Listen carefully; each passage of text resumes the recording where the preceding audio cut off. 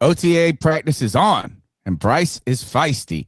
Razzle Brazzle toasting the defense, and Devin Lloyd is really taking a leadership role on this team. Don't forget, Jonathan Brooks is back. So is the C3 Panthers podcast. It's Tuesday night. Let's rock.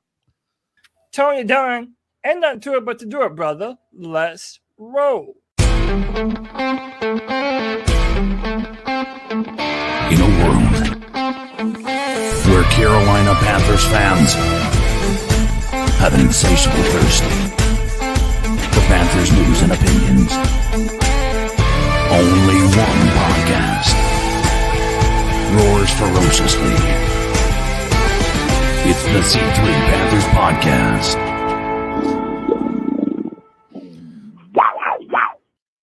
Are we starting to see a new level of leadership in Carolina, both on the offense and the defense? Bryce Young coming into his role as a motivator and really a chastiser. As the Panthers practice in the pouring down rain, Dave Canales bouncing around, being a head coach, and we got some battles already emerging, maybe in the running back room, maybe just a little excitement, overexcitement. And that left tackle position is the talk of the town. It's the C3 Panthers podcast. My name is Tony Dunn. It's Tuesday night where we chop up the latest Panthers news and opinions from the fan perspective. That's my wheelman, Cody Lack. How you doing? Tony Dunn. It's another Tuesday night. The Panthers are in Charlotte playing in the rain for some OTAs, and we have brand new news and information for us to talk about on the Tuesday evening, an evening in which I would rather be nowhere else than sitting here with my boys talking Panther football. We already have big things in the works for the future, some surprise guest interviews that we have cooking for the C3 Legion. Man, we love y'all and appreciate each and every single one of you hanging with us tonight. You know we got the boys in the building, the best damn Panther fans in all of YouTube. We got our man Joey, the Blind Panther, Wakanda forever, brother. Harvey London, John B. Jenkins, C-Dog, 1983 TV, and our man VR, the Hope Dealer out here dealing hope. Tony Dunn, it's a Tuesday night, brother. Ain't nothing to it but to do it. Let's roll. We're in the second round of organized team activities, and like Cody said, there's plenty for us to actually talk about. There might actually be video footage that we've looked at. So, man, we're happy to be here. Don't forget the number is 252-228-5098. That's 252-228-5098. Smash the thumbs up button, subscribe, be a part of the show. We're on Spotify and iTunes as well. CK, the man with the golden pipes, good to see you, my friend. Man, just happy to be here talking about something Panthers related that's super, that's actually relevant to what our world is. We have some interviews. We have some players that we haven't seen on the field taking real world reps in football right now. And these guys are starting to build chemistry. And I think, when I see lists of make it or break it, years for specific players, Bryce is one of the top players on those lists, and right now he's out there showcasing some leadership, which I think a lot of us are happy to see. Even maybe some critics of Bryce have been very glowing of his what he's been showing here as of late from a leadership perspective. So just happy to be here with you boys, chalking this up and having an opportunity to maybe be optimistic about the future with this team yet again. All right, let's go ahead and rock into tonight's show. Bryce wants the Panthers to tighten the bleep up. Boy, Bryce, I guess what has started on the round 2, and just to get you guys into perspective of what OTAs, organized team activities, I always get it right or wrong. I think I got it right this time. Organized team activities, off-season workouts. The first round was May 26th and 27th. I mean, you had rookie minicamp in May 8th and 9th, and you had the first round. 26 is now, or second round, 26th, 27th, and they have the 28th off, then you have the 29th. You got June 1st and 2nd, so they're going to be working this week, so you can continue to see some stuff like this. And today started with footage of monsoons in Charlotte. It's been raining in North Carolina 4 days, it feels like, and I'm sure where CK's at as well. I'm tired of the rain. It's wet. It's sticky. Even when the sun comes out, it's still wet feeling. But the Panthers have no time to fool around, and they don't have their indoor practice facility yet. So they're outside in the pouring rain. As the rain let up, though, Bryce showed out. Cody Lack, this is via Sheena Quick. What do we got? Just tell us what we got and what we're about to hear. Dude, this is something that to many Panthers fans is music to our ears. You have never been so happy to hear profanity in your life. It's not raining anymore. Clean this shit up now. It's not fucking raining. We need better execution. Let's play that one more time. It's not raining anymore. Clean this shit up now. It's not fucking raining. It's not raining anymore. Let's clean this shit up. It's not fucking raining. That's right. Our boy Bryce Young is dropping F-bombs. No more Boy Scout business, franchise, quarterback business. Letting these dudes know, hey, man, we don't have time to mess around. This needs to look pretty. This needs to look like we're executing on a high level, and it needs to look like that right now. CK, I remember you and I talking last year about how at times Bryce on the podium, and again, this isn't on the podium, they're on the practice field, but how there were times when you wanted to see a little more bravado, wanted to see a little more energy from Bryce. Yeah. It's just a 15-second clip, but I'll be damned if it's not a step in the right direction, right? No, it's you're 100% right. It is a step in the right direction. And when I saw this video for the first time, my first reaction was going back to that conversation we've had probably multiple times at this point, where Bryce has never really come across as the leader, right? He's always been like a guy who can run the offense and all of that. Now, in my opinion, I don't think profanity makes you a good leader, but I will tell you, him elevating his tone, not being afraid to tell people how it is, I think that does move the needle a little bit for me when it comes to his future as a leader of this team. I still, again, I think it's important to make this a very abundant, like a very clear statement. I don't think this one clip makes me think differently about Bryce, but I tell you what, the spark, seeing things moving that direction, is something I'm not gonna throw it away as just something to it's no big deal, right? It's something that we've wanted to see. I'm happy to see it. I want to see it in a more more energetic way that isn't just a matter of taking, because we saw it in that blueprint episode when they weren't practicing very well, and he went up and he was telling them that same stuff using I'm talking about, I want him in a huddle, like before the game, riling those guys. I want to see the tunnel cam of this dude getting these people ready to go to battle and doing it in a way that just can't help but get your blood pumping. That's what I'm more interested in. But again, I'm glad to see that he's taken the reins as a leadership role in this offense. It still doesn't really move the needle too much for me right now. Yeah, Tony, I think the reason why this is fun to watch is just because we don't see a lot of it. Right. Bryce is he's a good boy. He doesn't talk like that really ever. There's a couple of clips, but it's so rare, which is why I think it's, noteworthy. Yeah, I think I'm with CK. This is the season that we take a tidbit and go over crazy with it, and I don't think I'm really. It's like, look at what this shows. Look at what this shows. I think we're gonna look. I'm a big fan, a Jonathan Brooks fan, and people going nuts over his taking up the sideline way overboard at this point. I mean, you like to see the guy run it, but it's like, oh man, the Chris Brazzell. There's one clip of hands catching. It's on. This is just such little bits of trivial anecdotal data, but with Bryce, I think it's more, Cody, what excites us is not that I do think you're right, is like we don't see this a lot. But the narrative or the arc, if you've been following the Panthers close for the last 3 years, is that there has been, and this isn't fans making this up, Bryce has commented on this. Andy Dalton's talked about this or I think it was Andy Dalton that said some things about it later on.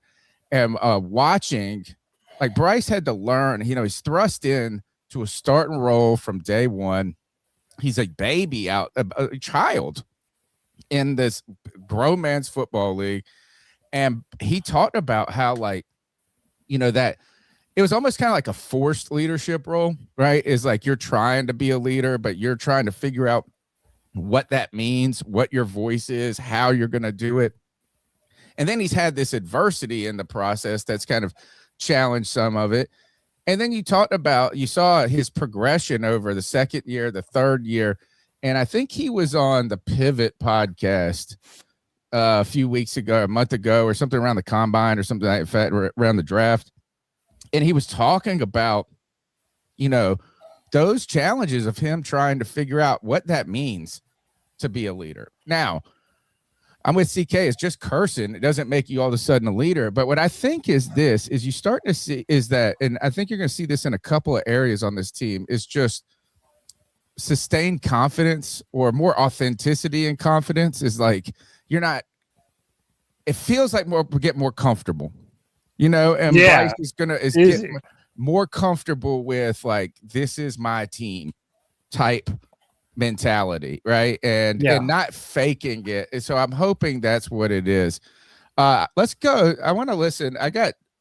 Pull me up here. Let's go to Dave Canales on this moment. Speaking of intensity, today we got to actually hear a little bit of what are some of the ways that you feel like he's grown as a leader. I know this is who's training him? Give us that. What do you mean he didn't show up? We have to pay for the managing with connecting would be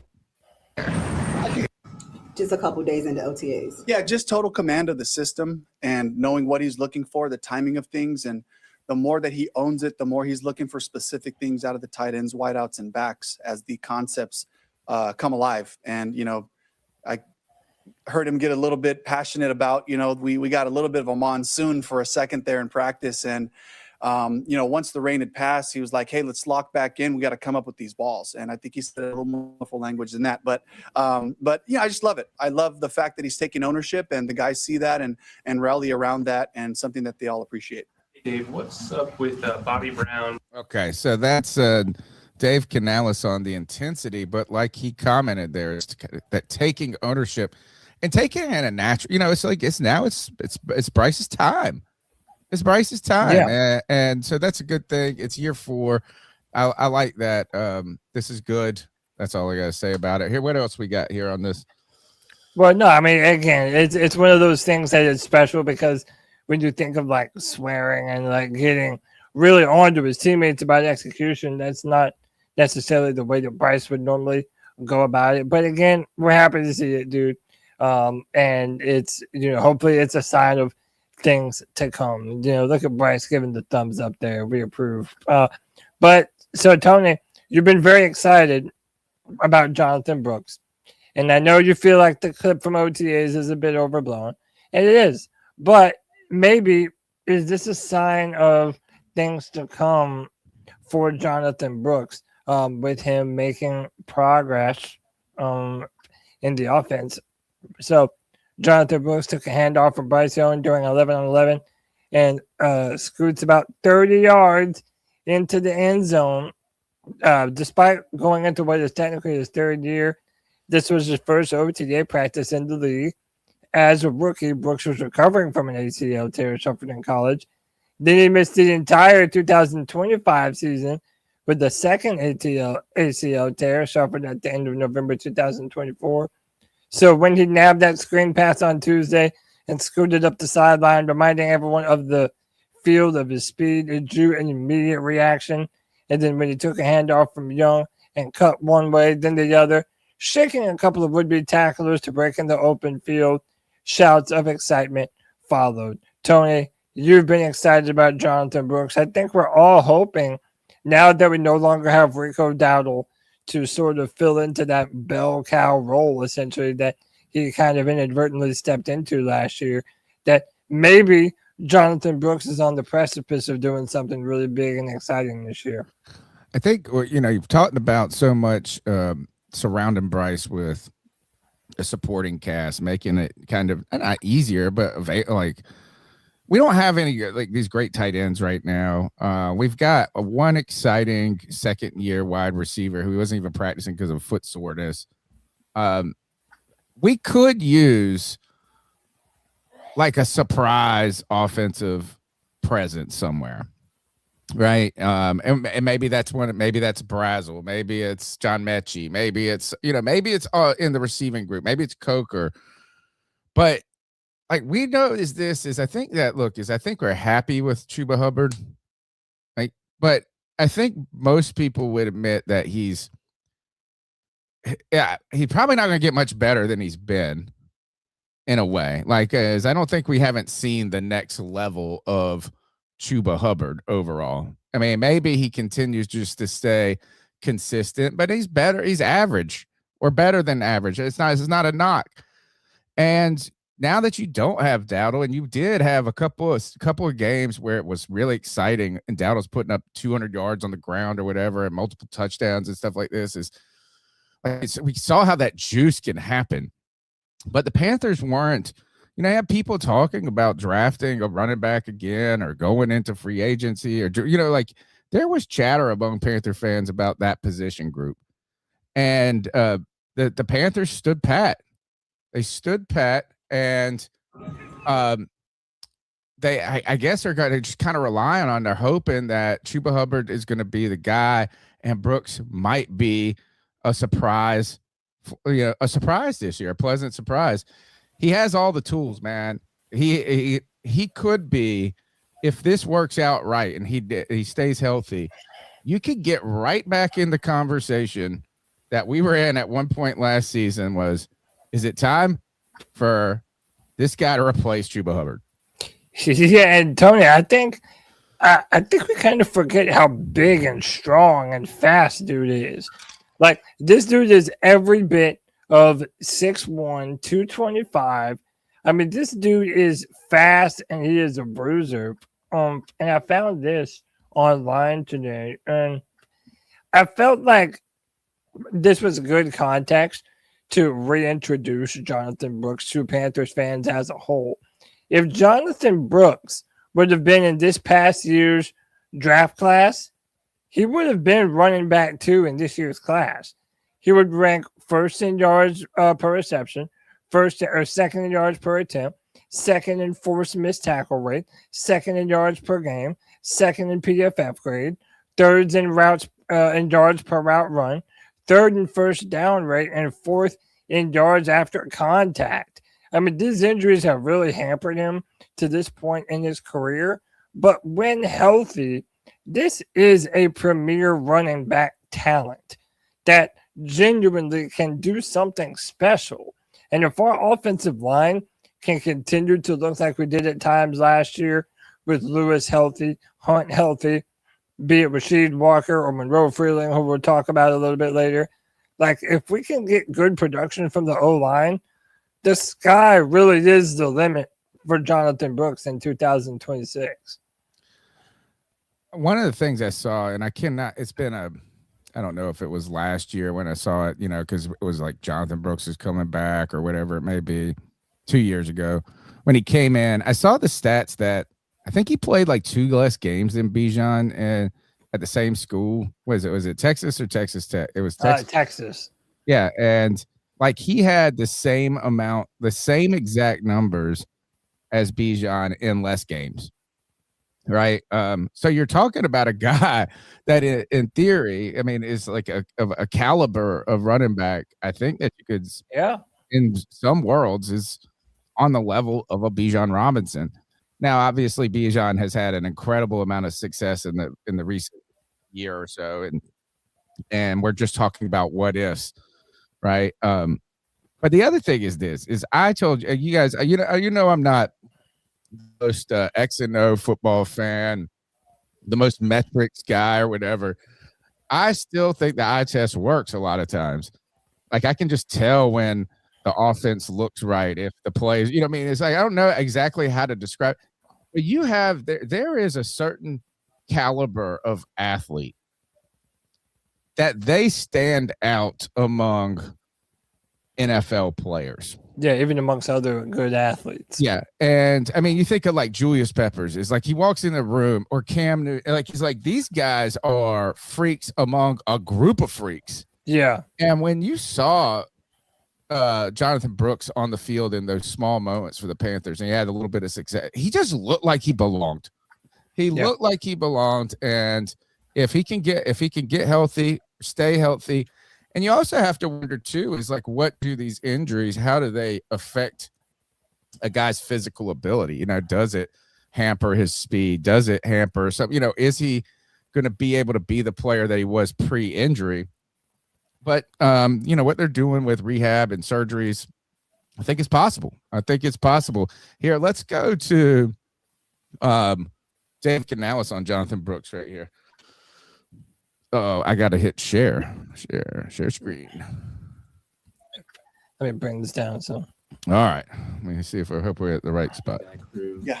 How refreshing and fun was it to see Jonathan Brooks out there in 11s? I mean, it brings me a lot of joy to be able to see him out there.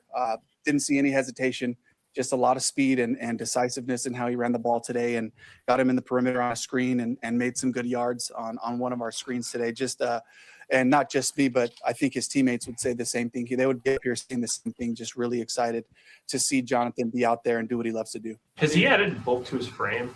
Imagine being able to. Why did we always got to get this ad? Man, I tell you, even the Panthers are taking advantage of the YouTube ads. Dude, now they're starting to shut down my ad blockers. I don't know that for sure. I know he's been training like crazy. He looks good, you know, so I don't know exactly pound for pound what that looks like, but he's still moving well, and that's what we want from our guys. We're not really necessarily focused on a certain weight, right? It's about being your fastest, strongest that you can operate, and he certainly looks that right now. All right, that's good news there from you know, just another good sign. Right? How cool would that be if he actually came in and was a standout player for us this year? I mean, when you have a run game that's dominant, you know, let alone if you have a 1-2 attack in the form of Chuba Hubbard and Jonathan Brooks, like if he can live up to that potential, like we could have a scary dominant run game if we play our cards right. It's time the Panthers had a star. Right. Yeah. And that is you've had guys that have played well. You've had this, but it's been a while since you had a guy that you just said he's among the best players at his position in the NFL. I mean, you can go Derek Brown. I guess there's some people argue Taylor Moton, but we're talking about like the one thing that we've kind of been missing is just an X factor player like Justin Jefferson or a Puka, you know what I mean? It's something that just has so much juice. And that's what I'm hoping. I mean, I'm not expecting it. That's not my expectation, but he is that caliber of player that could be that. And if it was kind of like you weren't dependent on it as a fan, and it's like this pleasant surprise, but it's not just a pleasant surprise, it's a star surprise, sign me up. Yeah. Before CK jumps in here with his thoughts on the potential of a breakout year from Jonathan Brooks, let me address Duke Thunders, who said, dude, his knee is mush. I know. Well, let me tell you, once upon a time, they said the same thing about Thomas Davis. And that man's knee was not mush. And he survived it. Did you see him on yeah, he was on the pivot, very open and honest. I didn't get a chance to see all of it, but I know that he was very open and honest about divorce and playing next to Luke and all kinds of stuff. And also getting addicted to opiates. Yeah, man. I really wish that. I mean, and you know what? I think it sounds like he's beat it. He was very big on people saying this is like the real problem is trying to hide these issues. Isn't, you know, and you know, and that was what he was encouraging about. You know, you love Thomas Davis.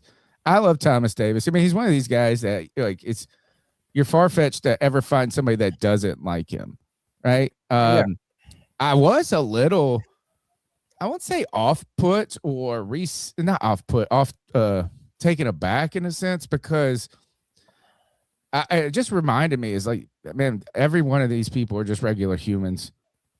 But and CK, you're on mute, by the way, but I had just in my mind put Thomas Davis in this category of like untouchable. Like an idol, idealistic for me, and it almost made like me a superhero. Nothing tears him down. Nothing gets to him and breaks overcoming. Just like good. It almost makes me feel bad about myself sometimes when I start to view people in these lights, and I'm like, man, these guys, they just do everything right and they overcome.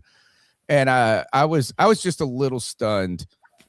My view of like this universe, it actually just reminded me that, hey, the world is just like this. And it actually probably made me think about Thomas Davis in more like a humanistic and real terms.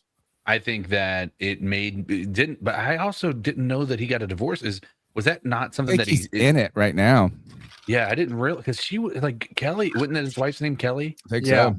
But like she was like, it just like felt like that marriage was untouchable too. Yeah, and it shows you everything is. I think I don't know the details of it. He was candid, but also, I won't say guarded. You know, like whenever you want to talk about something, you're only gonna, Yeah, there are certain things you're not going to put out on the internet. It sounded like, though, that maybe some of the challenges that he faced or that he was facing, some of those things encourage bad behaviors, when you're dealing with drinking and drugs and stuff like that. And like, I don't know if that, that had to have played some role in complicating his relationships with people that he loved. So, I actually come away from this is like, it really almost strengthened my view of Thomas Davis in a different way. Before Absolutely. I had this kind of version of like Thomas Davis is this like model of perfection in a sense. Like, one of the things I think it does is that it kind of reinforces what you already knew about him. Yes, the guy can go through some adversity. Like he can really go through it and be down at the bottom of the barrel and still level himself out and come on top, and from the injuries to 3 ACL tears to coming back to being one of the most vocal, memorable Panthers linebackers and just players in general of all time. And then, I also think when your football career is over, you just become more honest with yourself and just open to, I think, some of the things that might harm you as a player and the things that you bottle up and you don't necessarily say out loud. Like, I think that with this younger generation of players, and I'm happy about this, there is much more of an emphasis on mental health and how to deal with things that you're going through that you might not necessarily be able to say out loud normally. And I feel like when players like Thomas Davis come out and speak about these kinds of things, it does provide, a good example for younger players to look to and say, man, a dominant beast like Thomas Davis, can go through a man of the year type guy. Yeah, just one of the does best all of these charities ever. that does things that I feel like, we're all like, we look for inspiration in the world. And sometimes that's why you look to the good book, right? Because that's the truest, because you don't want to find false inspiration in things. And what I mean by that is, like it just felt like, sometimes I'm like, man, I look at people, I'm like, gosh, they got it. They did so much. Look at how successful these people. And I'm looking, and sometimes that can encourage you to be successful. And sometimes it makes me think or question my own measurements of success. Like, am I living up? And like, and I think that you're right, is that it showed that the qualities that we truly appreciate in him only showed through in this game. Now, that doesn't mean that he made mistakes in his marriage or whatever that may be, but I feel like he just come away with like, man, this guy's just a good dude. To the last point, and we move on from this silly discussion, not silly discussion, but we just got on a tangent. You know how you were talking about like younger kids, like it's seeing these things can help them. Yeah. That's important for us to have these moments in an age where everything is so modeled in perfection in this filtered world, this superficial look at me, everything's great, I look great, blah blah blah, everything, like, you know, just I watched that Crash documentary. Who hasn't watched this shit by now, man? Well, I'm almost I watched it because my it. family was watching it, and I was like, Jesus. It's just how she was alive is insane. Yeah, I guess the cringe thing about it is like I'm looking at and I was thinking. I mean, I thought a lot of things. It's like, man, I'm so glad I didn't have cameras when I was a teenager, and we didn't post things. But it's like what this person viewed as cool or pretty or fashionable was just so superficial and dumb. And I think that what just to bring this back is, you know, you get that world so much in our media and our social media, and it is nice to see the real side of people or the real struggles and challenges, and that can help people in other ways. Yeah. CK, did you want to mention Jonathan Brooks and what you think his potential is to, I mean, really have a great season this year?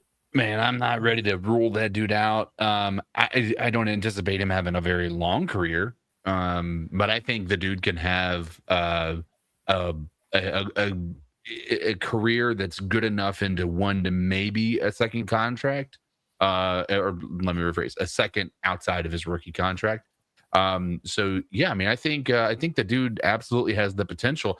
I understand the hesitancy people have in, you know, trying to go about it and crowning him right now, just because, again, I think a lot of people look back to what happened with Todd Gurley, or when Todd Gurley was like top of the world, and in like one season, the dude went from the best in like putting up numbers that were ridiculous to where they're still like, if you compared him to people like over the past 10 years, he's got more than most people who have played during that time period.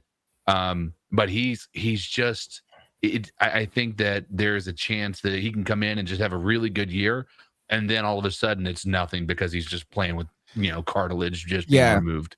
That's a great point, is that even if, like, say he does become the star that I hope and I want him to be, is that the lifespan, you know, the tread on that tire is already worn in a way. And Gurley, by the way, Todd Gurley, Tarboro, right down the street from where I live, huge Gurley fan. And you're right, man, he was the best of the best, like Hall of Fame type player. And it just, you know, it's kind of like, you know, how they hit that. They used to say running back when he hit 30. Now we've had some running backs beat that 30 wall, but it's going to be hard to beat the 30 wall when you're bone on bone. Yeah, that's and that's what I would say I'm more worried about with him.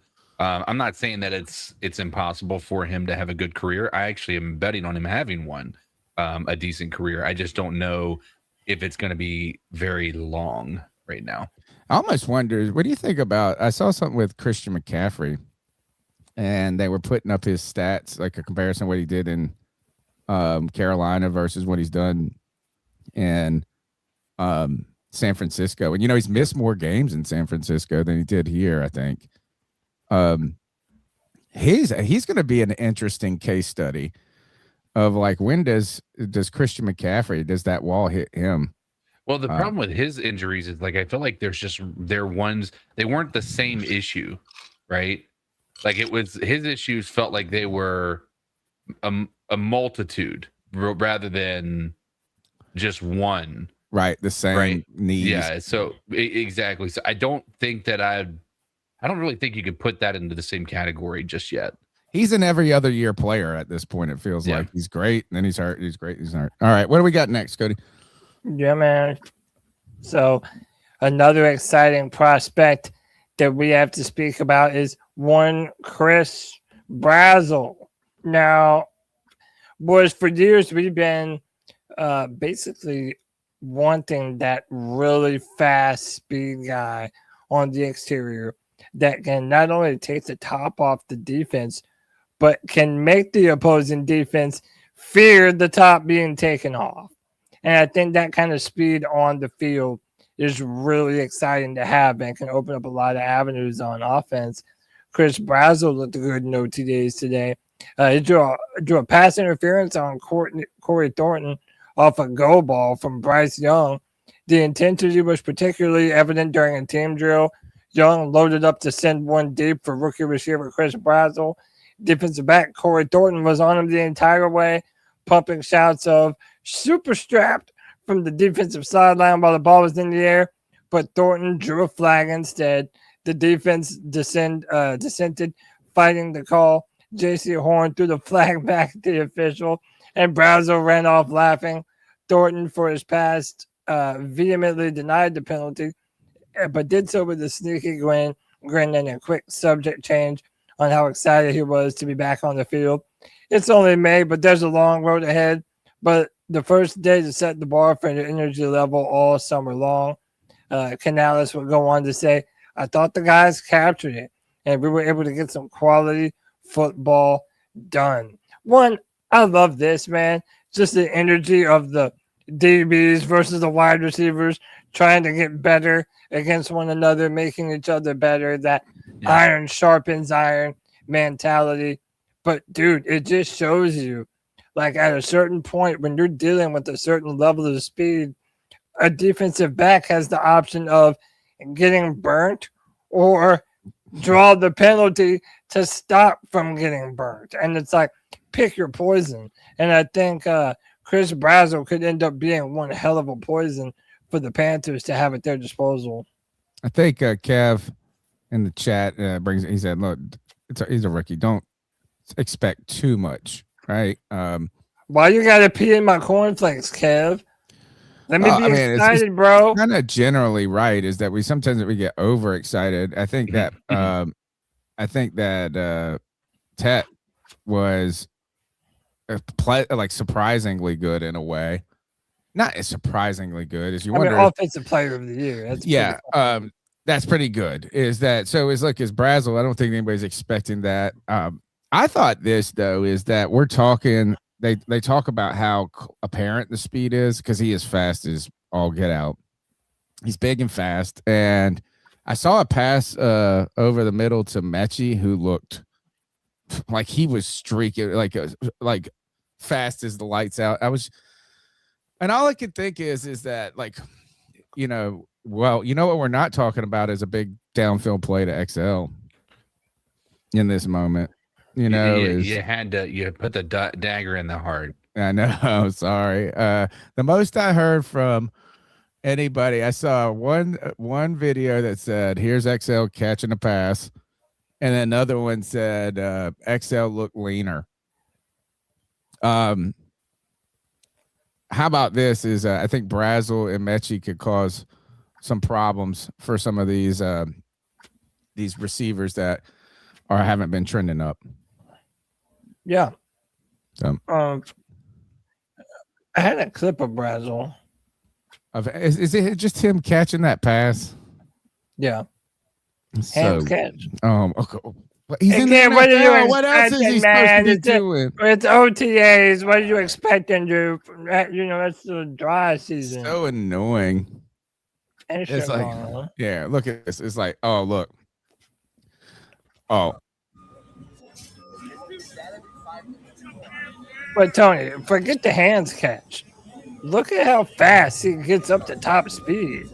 And again, I know that he's playing against air. Like, I understand that.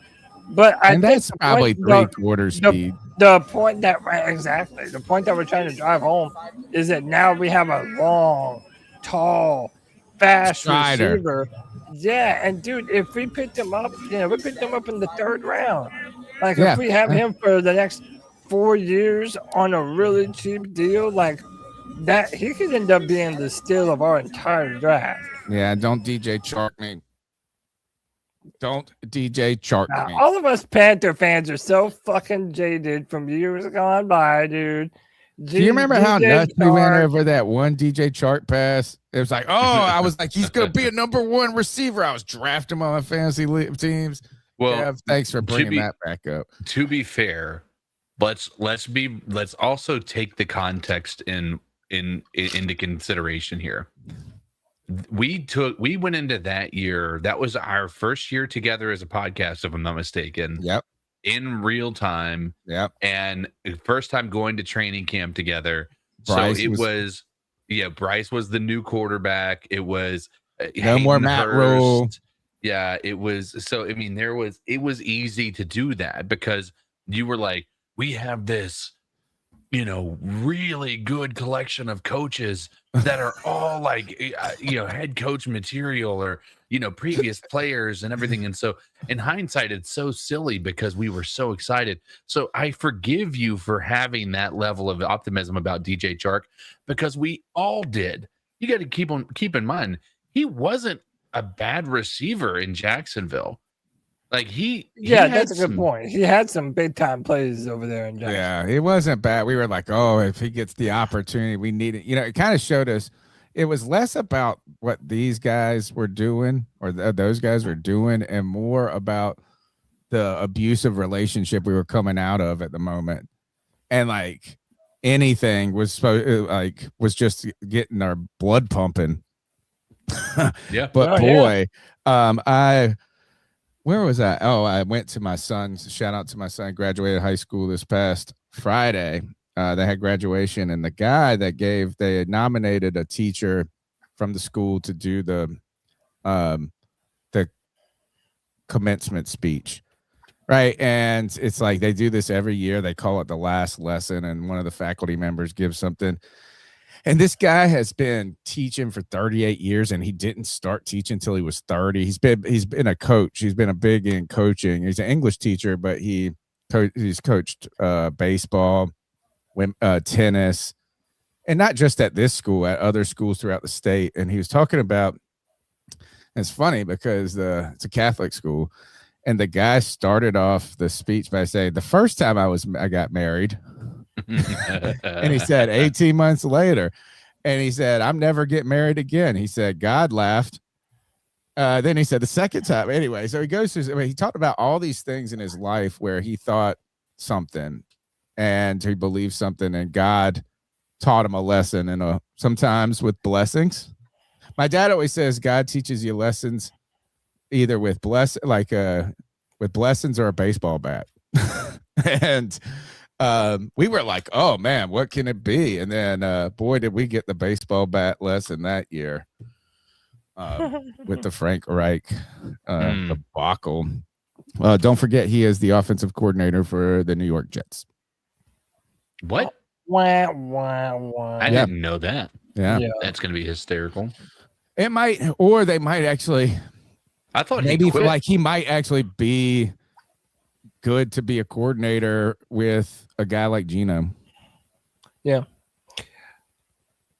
And my man, Cade Klubnik from Clemson went to the Jets. So I don't know. We'll see what that turns out to be. They had a good first round. I will say that. They had a good draft, I think. Like just overall. In general. Tony, let's do two more, and then we'll go to the cat calls. Yeah. And then we'll finish out. We don't have a very long show tonight. Okay. But this is so thankfully, Tony, we do not have any footage of these next players we're going to talk about. Monroe Freeling will have a chance to compete. Tuesday was the first chance for Monroe Freeling to throw his hat into the ring for a starting tackle job. The first round offensive lineman primarily worked with the second team. Behind Rasheed Walker, left tackle, Walker was a free agent pickup with Carolina this offseason and has slid in seamlessly with the offense, according to Canales. Rasheed, an experienced player, has familiarity with our system. Oh, sorry, that's my bad. I didn't know. Yeah, you're okay. I got you. Unacceptable. Maybe the words might be a little slightly different from Matt LaFleur's systems in Green Bay, but a lot of carryover, a lot of communication. Having another veteran player like Damian Lewis playing next to him right there, he's done a great job so far. And again, we're going to let these guys compete. That means the Georgia product Freeling will also get some of those chances this summer. Monroe's going to have a chance to compete. Canales reiterated. So we've talked about this a little. Yeah, go ahead. Play the. Yeah, Here, it might be the same exact thing that I'll you pull just it up. read. All right, go ahead. Where Devin took Tommy down during the pass. Yeah. We've heard that Devin is an intense dude. Like, Oh, maybe I played the wrong one. Yeah, this is that's Devin Devin Lloyd. Lloyd. Let me see if this is. I got him backwards. Never mind. Go ahead. You want me to? Or whatever. What was the question? I think this is a perfect example of like. I think we can be excited about Monroe Freeland as a pick, as his future in Carolina. But that doesn't necessarily mean that I think he's going to be starting from day one or starting throughout training camp or starting like this. Rasheed Walker has had success in the NFL, and I would say it's kind of his job to lose. Yeah, I mean, look, I hope that there is a legitimate competition. And Tony, we sort of talk about how like practice isn't, or you talk about really that like practice isn't really practice, and like they're not doing a ton. So I'll say this: to the extent that they do give Freeling the opportunity to win the job, I hope that they're really serious about it. I mean, I think that we all agree that Rasheed Walker, that's why they brought him in. He has experience. He's been in a similar system. He was the number one tackle prospect available in free agency, and that's why you would go out and pick up a player like that. But, you know, spending a first-round pick on a 6'7", 225-pound Monroe Freeling, you know, especially if we do become a real pass-happy offense this year, man, it would be good to have a dominant young prospect like that on the line. And I'm sincerely just hoping for a scenario where the best man wins. I think he's going to get his chance, CK, at some point, right? Even if Rasheed Walker does training camp, it's a long season. It's a long, you know what I mean? There's going to be, I think, opportunity. I know that maybe this is a little different than Bryce Young. Sure. But I felt like is you could have gone in to Bryce's rookie year and not just named him out the starter out the gate, but he still would have maybe had an opportunity to be the starter and not to win, but like something's going to happen, injury, bad play, or something that you can come in. I think that Freeland, if he isn't starter from day one, that doesn't mean he's not going to be playing. No, I think that when you're talking about what he was brought in with being a part of the conversation was that he doesn't have to play one position on the line, right? They talked about he's played both left and right. Now, granted, his primary position is left tackle, but he was talking about in college, he did play right tackle as well. And so I think it's not out of the question to say, you know, Taylor Moton's getting up there in age. Rasheed Walker, you know, again, you don't know what to expect from this guy. Granted, again, the best left tackle available in free agency, and he has won every battle he's been in up to this year. So, I mean, I'm not willing to say that he's going to be completely out of the equation, but I do think that you're right. There's going to be moments throughout the year where Monroe Freeling gets an opportunity, but I think without a shadow of a doubt, next year is going to be his year. And I hate to say it, I think this means the writing's on the wall, in my opinion, for Icky. Yeah. Like, you can't justify. I think so too. You can't justify picking a guy in the first round that's a left tackle and then expect them to want to move him to the right side. But I do think because this year, again, I think we were talking about it. Is this Damian Lewis's last year or Robert Hunt's last year? It might. It's.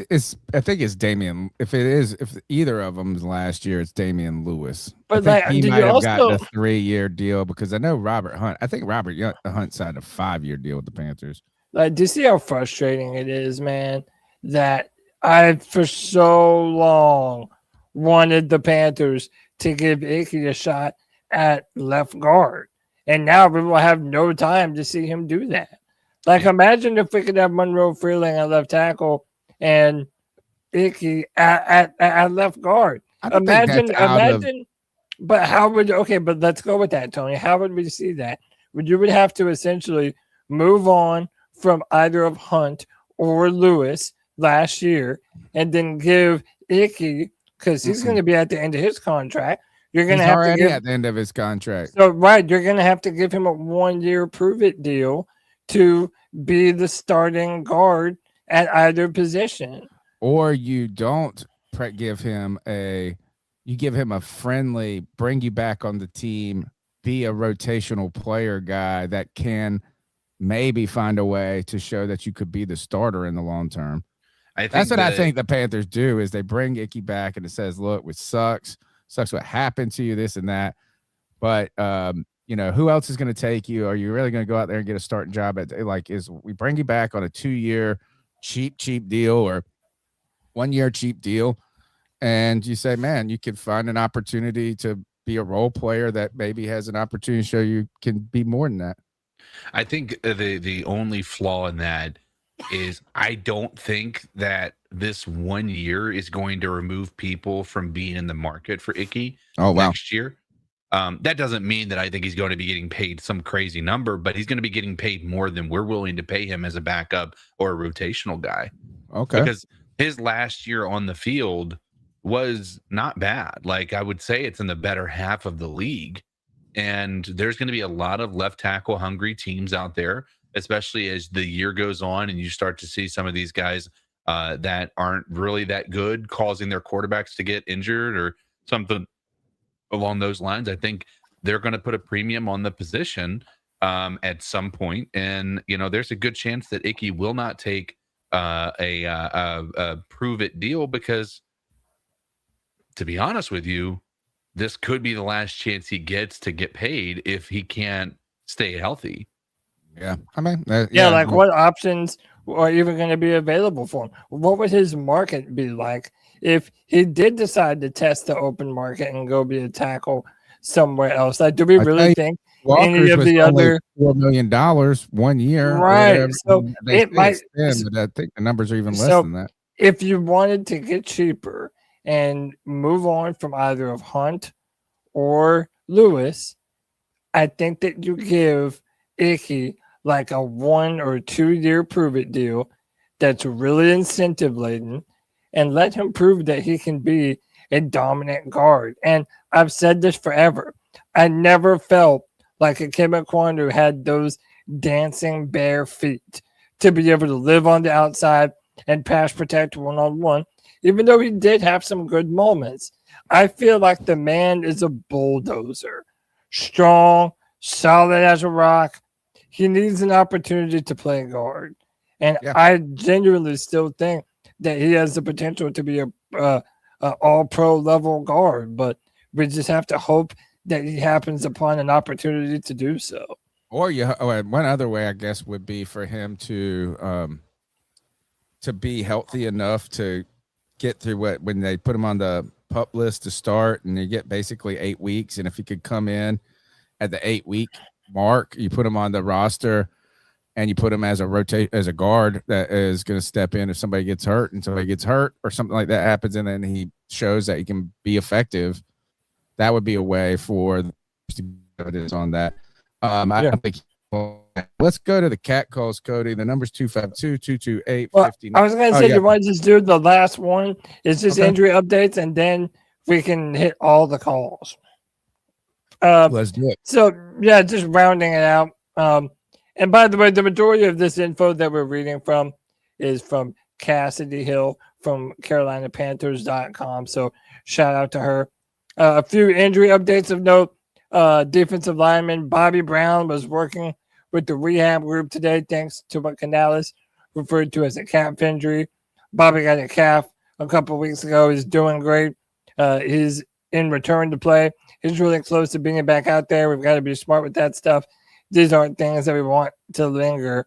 I think more importantly, offensive rookie of the year, Tedderell McMillan, wasn't on the field as he nurses foot soreness. Coaches aren't concerned, but are taking advantage of the slow time on the calendar with the reigning rookie of the year. Similar for T-Mac, he had some foot soreness. Wasn't anything alarming, but again, at this point, we don't want things to kind of build up to turn into some type of a nagging, chronic type deal. So we just decided to keep them back, make sure it's the right time to get them back in, because once they start competing out there, you forget what's happening in your body and you just get going, and we want those guys to feel healthy and ready to go. They said maybe they'll be back out there in a week or two. So again, nothing really, really major, but two very important players that we're hoping are going to produce for us this year. We know T-Mac will, but I think Bobby Brown also had a good year last year, but I think we're all waiting to see a little more from him as well, which I think is exciting. Hopefully he can get back to form. Yeah, we talked about the Turk Wharton injury or the surgery last week, and kind of how that's not devastated, but it kind of shook up what we thought could be developing on this defensive front, and gives the rookie second round pick an opportunity to step in and show out. Yep. Hopefully. That's most of the show. Let's get into the heart of the show, the meat of the show, your calls. It's the cat calls. The number's 252-228-5098. Your opportunity to be part of the show. So what are your thoughts on catcalling? Yeah, it's pretty. You shouldn't do that to somebody. And how did that make you feel? Very uncomfortable. So how do you think catcalling makes the person feel? It feels good, like. Who's that cat sitting in the back corner with his face buried in his nose? Who's that kid that can use one? What's up, y'all? It's Lucas from City. I just got back from Spartanburg, South Carolina, and it made me start remembering all the great times I went to Wofford, to Carolina Panther training camp. When I was a little kid, I got to meet Steve Smith and got an autograph. I still have that autograph today, and that made me a fan for life. Then I started remembering, the Panthers don't even let fans go to training camp anymore. Carolina needs to fix this pronto. I know the setup at Wofford wasn't great for the players, but at least move it somewhere so the fans can watch and a kid can get an autograph from like T-Mac, and that can make him a fan for life. Keep pounding, go Panthers. CK, have they made a full determination about this year's training camp? I'm wondering about that. That brings. I was thinking about this the other day. Training camp 2026 facility. I think that no news right now is bad news. Yeah. The new facility is part of a broader renovation expected to open by training camp 2027. Okay. So yeah, I think we're back at now. I'd be interested to see if they take into consideration the last, the fact that fans are clamoring for this. This isn't a something that's coming out of the blue. I think we've all, the fans have been pretty disappointed with the way that that went last year, not having the ability to be a part of it. I think that made FanFest that much more popular, to be fair. I think that I wouldn't be shocked if they don't do some, like, even if it is in the stadium, they do like 1, 2, or 3 days, the opening days, you know what I mean? Not the dog days of training camp, but like that first week, you should let people come.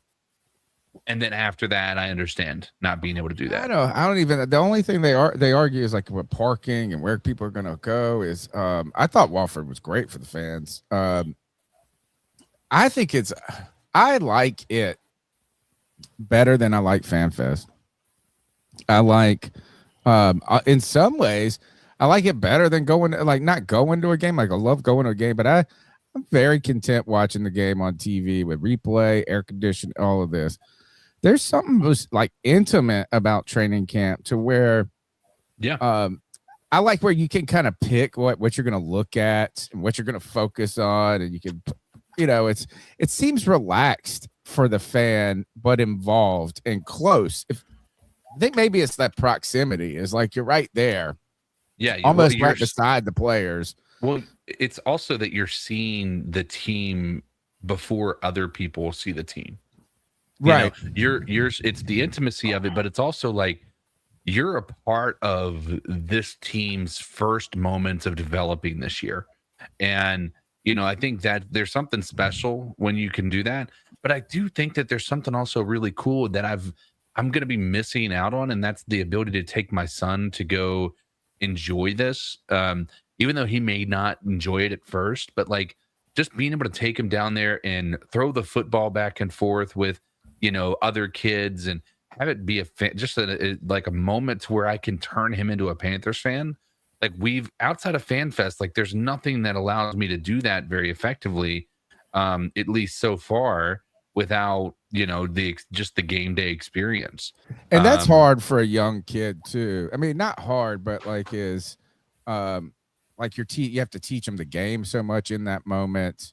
What's going on? What's this? And it's it seems like a very a way to develop, like the caller said, like is like a relationship with the team for that season. Kind of put some skin, you get some skin in the game. It feels like when you go to training camp.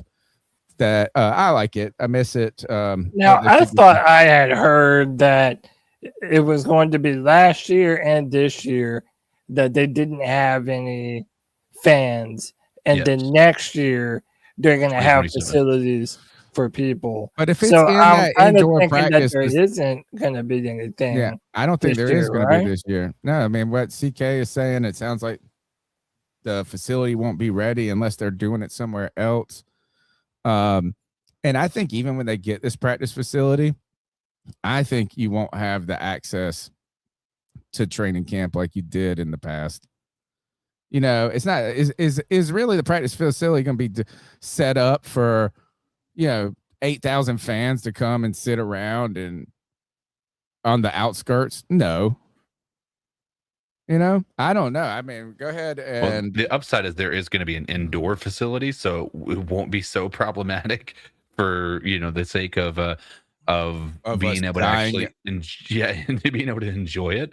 I also think that that's going to be super helpful for this team. Granted, I know that the team found it to be a fond moment to go into a hotel and do the practice indoors in their conference centers, but I don't know. I think about the team and having an indoor practice facility that I think would be I don't know. I just think that's going to give us an advantage that we haven't had in a long time.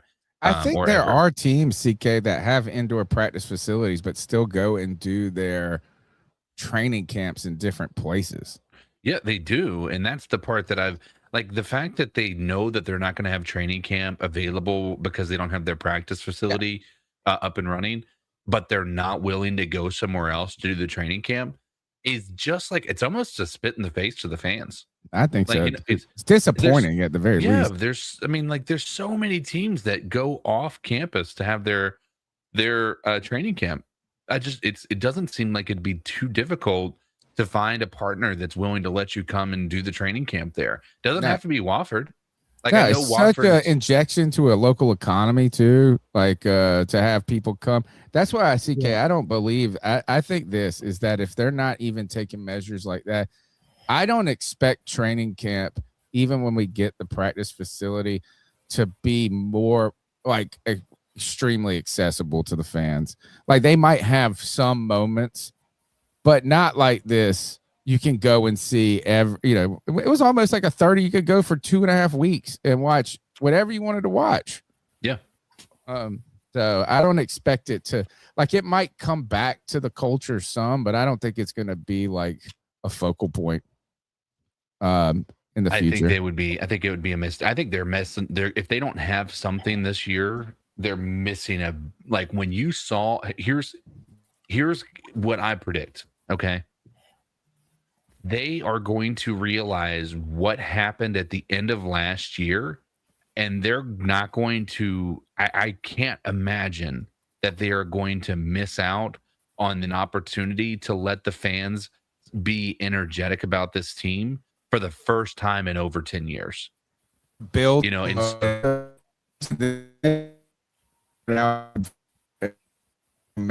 that on your end too? that's no, yeah, it's on my end too. I can't hear Yeah, Tony very well. Tony, you're breaking up pretty bad, man. Sounded like a robot. But my point ultimately is, I just think it would be a missed opportunity, for lack of a better term, if they don't capitalize on the momentum they have with the fans going into this training camp. Like, it has to be there. They cannot rest on their laurels and not, like, they need to let this momentum. It's not just for the fans. It's for the team as well. Yeah. Like, there's a lot of new players. They need to feel the energy the Panthers fans have for them, because right now this is the first time that they've ever felt that way. And there might be some players that haven't really experienced Panthers fans in a positive way at any point, because they're new to the team and they've been on other teams, such as, Jalen Phillips or, Devin Lloyd or anybody else. They may not have experienced the what we experienced at the end of the year last year in that playoff game. Like, the culture was real. You have to capitalize on that, meaning you have to bring back training camp, even if it's just for the first week and it's off campus. I tell you, you can lose that momentum quick, dude. Yes. That could go from a distant memory really fast in the not for long league. All right, let's go to I think we got the Hope Dealer next. CK, Tony Dunn, Cody Lack, the C3 Legion. What's up, everybody out there? This is Hope Dealer checking in real quick. Happy Tuesday. Hope everybody's doing all right. So, hey, I just want to say this right here, y'all. When it comes to the upcoming events for our Panthers, whether it be mandatory minicamp or training camp, or even into the preseason, y'all want to know what I want to see? I want to see Bryce Young throwing interceptions. I know that might sound crazy, but you know what? I want to see him throwing picks. And let me tell you why. Because I want to see him in the practices really going after it, really putting the ball out there. I would rather it happen before the season starts, because it seems like we always get off to a slow start. And I know we've had these debates about, starters playing in the preseason and everything. But you know what? I would just want to see this guy let it rip. It's now or never. And C-Dog last week, he gave a great analogy talking about the workplace and work performance on our jobs as regular civilians. And I really love that analogy C-Dog gave. And I just want to see Bryce Young in year 4 put it out there, everything on the line. Canales, Isaac, don't let him hold anything back. Let him prove it to us. It's the Hope Dealer. Everybody stay hopeful. Keep pounding.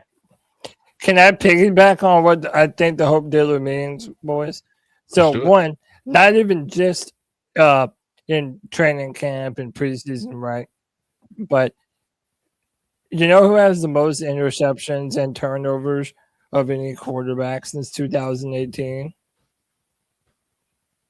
Since 2018? Yeah, what quarterback has the most Aaron turnovers? Rodgers. I don't know. Who? Josh Allen.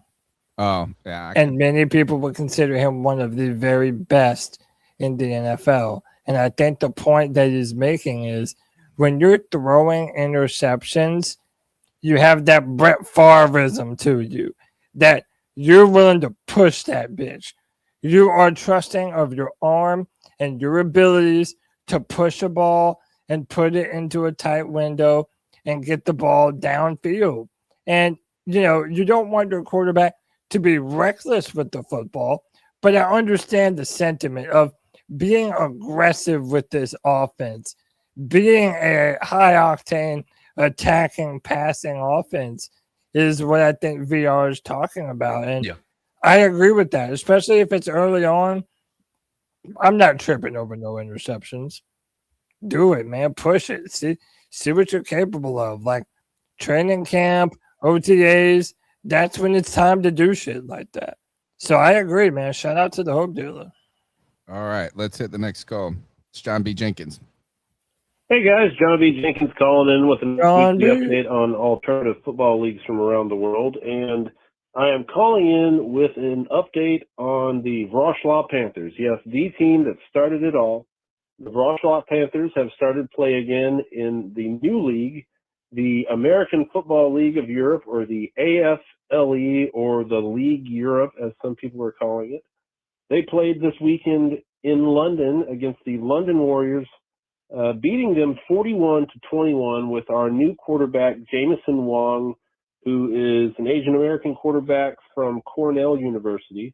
I think he is originally out of California. Anyway, he looked pretty darn good. So yeah, watch that on. I would just watch the highlights on YouTube, and I think that's probably how I'll do it this year. It's how I've always done ELF, unless I was streaming illegal Polish sports channels. But anyway, as you do, watch some of that. It was good. Good football in Europe. The EFA played again this weekend, and it was also more good football. They've definitely increased the amount of cameras and improved on all of their broadcast quality. So hats off to both of those leagues there. I watched the inaugural Continental Football League game. This is the league that does the continental shift where they change from NFL to CFL rules at the end of the third quarter. It's very semi-pro football, but it's got some decent announcers and decent graphics, I would say. But it's, the continental shift itself, they made kind of a deal about it. They talked about it on the broadcast. This will definitely get at least some sort of mention in the off season or the dead period on Pat McAfee. It's kind of unique. So look, all this stuff can be found on YouTube. And then the most important update of them all, ladies and gentlemen, our Ozarks Lunkers will kick off this weekend. That's right. Go Fish. If you don't know what a lunker is, well then, I don't know, Tony, maybe we should play the song. There's nothing else going on. And by the way, it's just me and VR that has called in tonight. Shame on everyone here. You should just call in and say your name. I think you get 200 points just for calling that in. But anyway, TAL kicks off this weekend. You can find the games on YouTube. And then just one more note. There are now 10 leagues in play. And this is the most amazing thing. There's the National Arena League, the Indoor Football League, the United Football League, AS1, the European Football Alliance, the American Football League of Europe, the Continental Football League, the Arena League, the CFL just started their preseason this past weekend, and we've got the Women's Football Alliance. That is 10 leagues playing currently right now. 10 leagues of football that it's like none of them will exist in 3 years. Man, hopefully some we can get one to work. Hopefully international football can thrive, man. Build that fandom abroad, man. All right, go fish. That's what I know. Go fish. It's a fish, a cool fish. Let's go to Kev, my bastard son. Yo, it's White Charlie Espresso. What up, Kev? Guys, it's that time of the year where nothing is going on. You got shit to talk about. But everything's kind of cleared up. Rookies are coming in. I think we have OTA starting, but I've been thinking about kicking the tires. Some of these old vets are still on the market. One guy I think we should definitely kick the tires on. Jadeveon Clowney. Come cheap because he's come off an ACL injury actually. And that's Zach. Never mind. The tight end from he played last year. Washington. Like he's a great tight end. He was great when he was playing. Zach Ertz. He's old. But he should be cheap. Bring him in. He's probably so cheap you can probably cut him if he does a make it through preseason or something like that. But, I'm not really thrilled about our tight end room, and he's definitely a vet that could definitely help us out. Debo Samuel still on the market cheap. Tyreek Hill, like the cheetah. He's a DJ now. I know he's going to be hurt and he's probably not going to be played much. No, that is this true. year. He is a DJ. He'll probably come back in like November or something, but fuck it. I'll take the cheetah in November, especially when I'm trying to make a playoff push. But, not much to talk about, but those are my thoughts. There will be training camp cuts late. There are still late opportunities to find some members that to add to the squad. I don't know who those people would be, but you'll keep an eye on it. Oh yeah, don't play the music. We get no, not. Tyreek Hill's a DJ, Kev. No, and is that just mean he's an online DJ? Like, because he's at his house. That means he pushes buttons and pretends he's making music. Yeah, but he's at his house. So is he like DJing for the internet? I don't know. I don't know. I mean, hey, maybe you can book him and he'll show up to your. I feel like DJs are just expensive in general, and he would be an expensive DJ. Yeah, he's got to make up for that NFL money. That is. Imagine getting Tyreek and all those to do your wedding. Yeah, and all those kids. And if he gets mad, he might punch one in the face or some shit. All right, let's go. We got 2 more calls to go. C3 Nation. What's going on, everybody? This is first-time caller and long-time follower, Harvey London. Hey, Harvey. Harvey! I just want to say thank you to all you guys. I know it's not easy to do this every week, but know that a lot of us really appreciate what you do. Thank you. For y'all, Cody, man. CK, Greg, all you guys. Also want to give a shout out to my buddies VR and John D. Jenkins. Appreciate all your contributions as well. Got 2 questions for you guys in the group. First being the schedule coming up this year.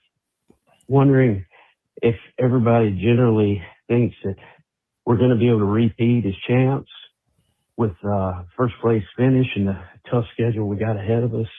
I think it's going to be a pretty tall order. And second, I'm wondering what everybody thinks about our tight end situation for the upcoming season. Does anybody think that we've got a true reliable threat on the roster, or do you think we're going to have to bring somebody else in of what's left in the free agency pool? But thanks for taking the call, and this is Harvey from Somerville. Keep pounding.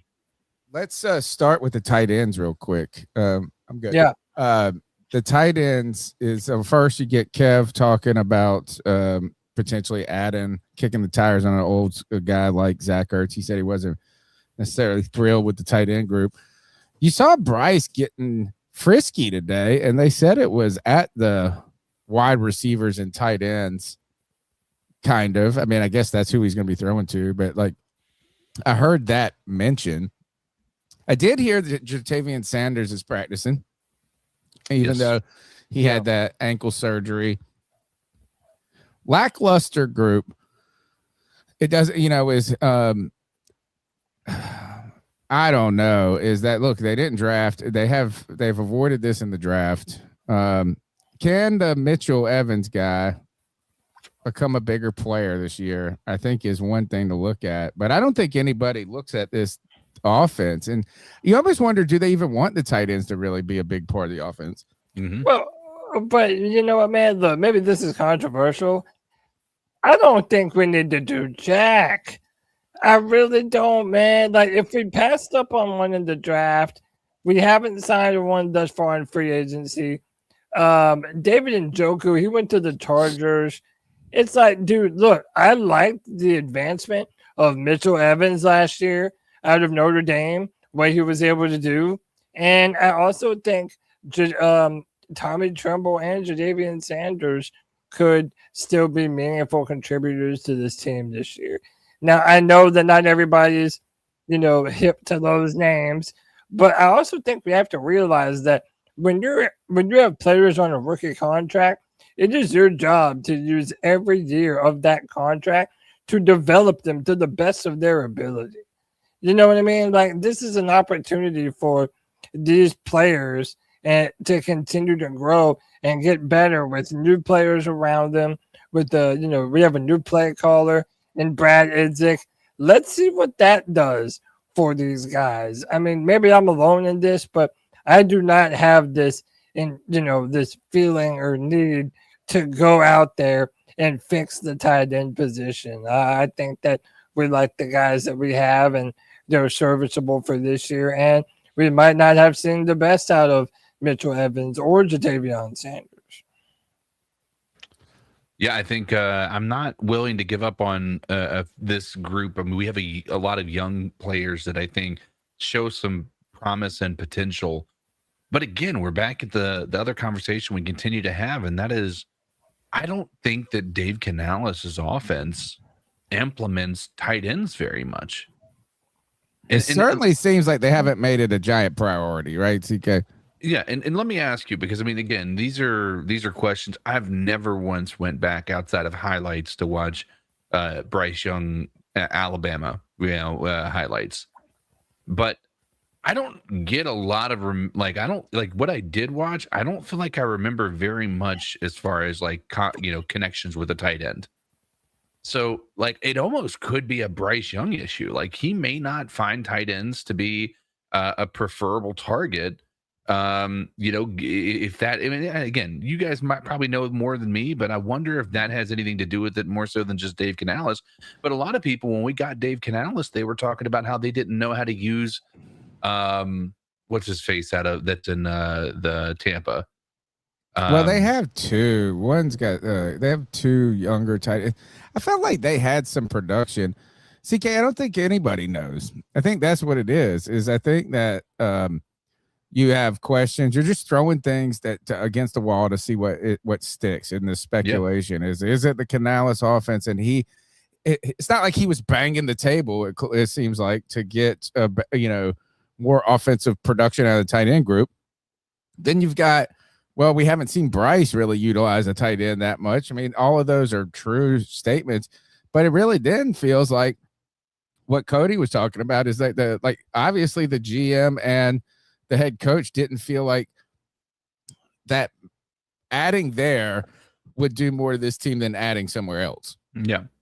So I don't know what they're going to do. Maybe a vet like Kev was talking about, cheap, and at the end somebody gets cut, maybe add somebody. It really feels like, man, they're just like, they did this last year too. Right? I mean, you added Mitchell Evans, but like other than that, they were just like, we're gonna roll with what we got. Which is part of the reason I'm of the mind that I am, that I don't know that they put a very high priority on the position. I think that's fair. Now to the schedule. He was asking how are we gonna fare coming off of last year.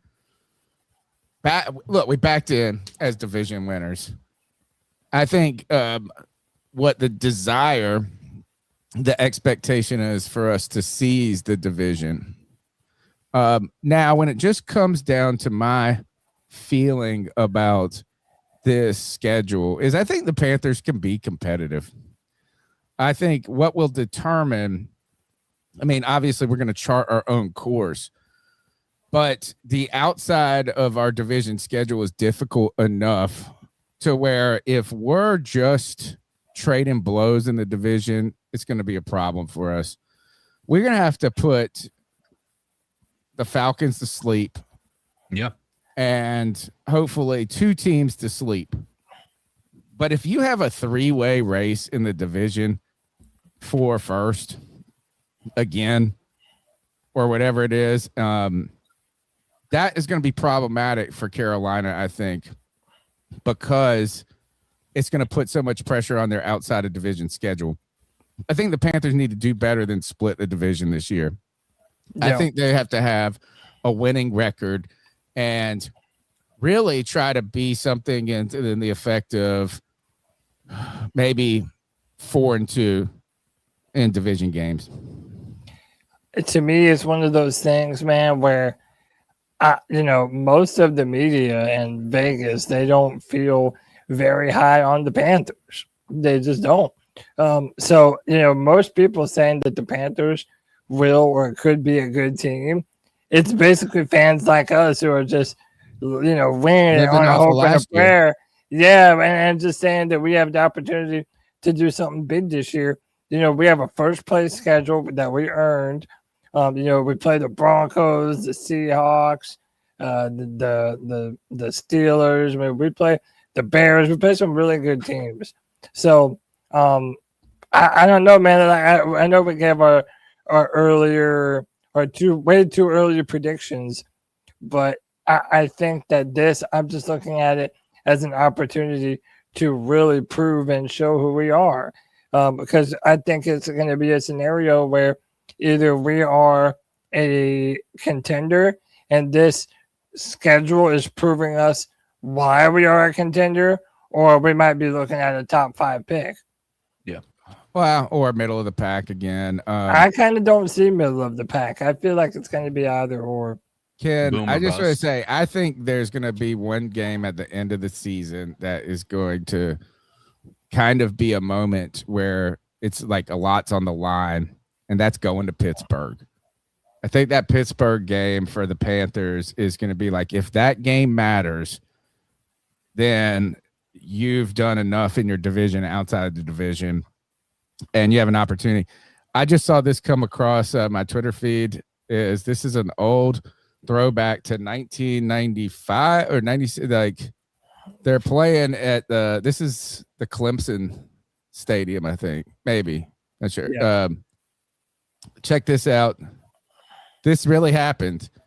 Kickoff. I didn't see any. Hold on, maybe I'm gonna mute it. Is this short? We're not. It's old enough. I don't think we're getting ding. Kicked into the end zone. Sir Purr jumps on the ball on a live football. A live football. Sir Purr. They wanted a penalty for this. They didn't give a penalty. But the following play from the 20, Cordero Patterson ripped off an 80-yard QB run. That one stuck. That stuck. So I was just thinking about Pittsburgh this week. I think the Pittsburgh game can mean something.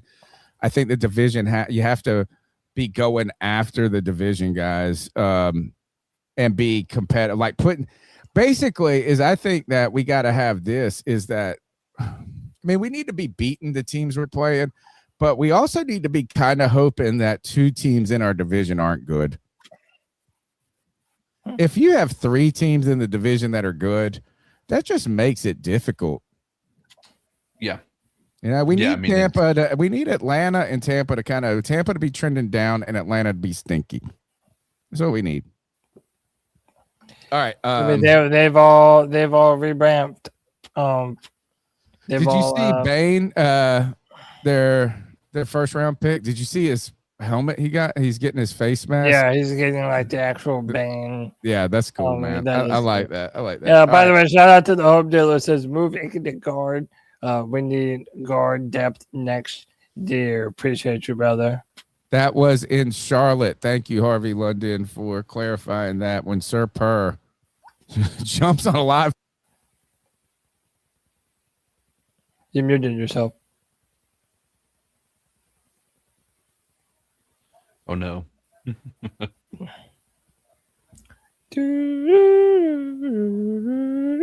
No. These power surges, bro. These like power go. surges, and my whole soundboard goes out, and I have to get a click in my ear, and then it goes.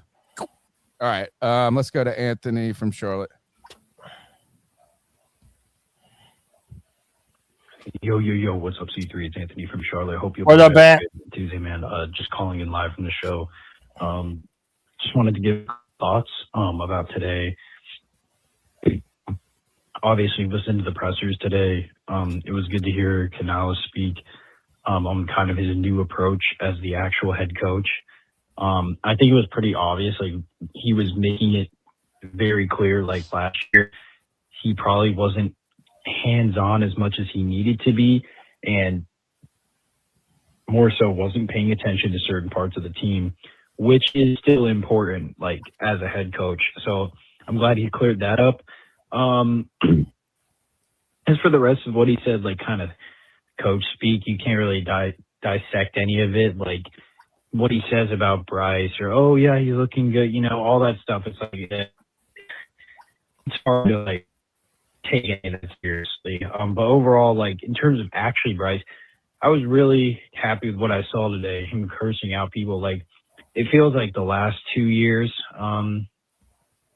under this regime or with Canales, like he really is trying to figure out like who he's supposed to be. Like, and he talked about this on his pivot episode like months ago, like kind of finding out like, oh, I need to be a more vocal leader and actually like lead more so than I originally thought, like coming into the league. So I think like now you're starting to see that like build together. Like it's starting to culminate with like what he's supposed to like be in terms of a quarterback, but it's also, he's in a contract year now. So he knows like there can't be any fuck ups, man. And this team, they got to start fast. As for the injuries and stuff, you know, wasn't taking really anything seriously. If T-Mac wants to sit out for foot soreness for, you know, a week or two, who cares? It's May. And like same with Bobby Brown. I like what Devin Lloyd said today. Like, dude just seems like all business, like happy to still have, it's so surreal we were able even to sign players like him and Jalen this offseason. But yeah, I mean, overall, I liked what I saw. It's going to be an interesting offseason, man. The last thing I will say too, I noticed Canales said that Rasheed was taking first team reps and Luke Fortner, but he said it will be a competition at left tackle specifically. Yeah. And all I'm asking is like, can he please make it a real competition? Like, I didn't believe any of the shit he said last year about Brady Christensen, Cade Mays and Austin Corbett. So give me your thoughts on the Anthony from Charlotte. Keep motherfucking pounding. Keep pounding, bro. We sort of touched on all of them a little. I hope there is a legit competition between Monroe Freeling and Rasheed Walker. I want the best man to win. And we'll talk about Devin Lloyd more in here in just a minute, but I really think Devin Lloyd can be a difference maker in this defense. I think he brings a dominant energy, and if we have some good interior pressure this year, I think he's going to be a tackle for loss monster. And does it really matter who is taking first team reps in these exercises when there's no contact? And, you know, like, how do you even tell? Like, I always think this is like the defense is just at such an immense disadvantage in these types of drills because they can't just do the things that actually disrupt plays. They got to just go out there and play flag football. You know, and you also, we got a couple more days of practice, so you might see Monroe Freeland taking a different, we have seen this coaching staff like respond to like media and fan talk, and like all of a sudden they might have Freeland taking the first team reps tomorrow for all we know. Let's go. We got fans want to be a part of the show. We got 2 more calls to go. What's going on, everybody? It's me, C-Dog 1983 TV. C-Dog. Whenever you come in this great platform, can you please hit the like button? Can you please subscribe to great content? Real quick, this is me. I'm C-Dog. I'm in my car. I hope everybody can hear me clearly. I never called in from my car before. We got you, bro. But I'm in my car if it sounds strange. But real quick, man, try to make this short and sweet.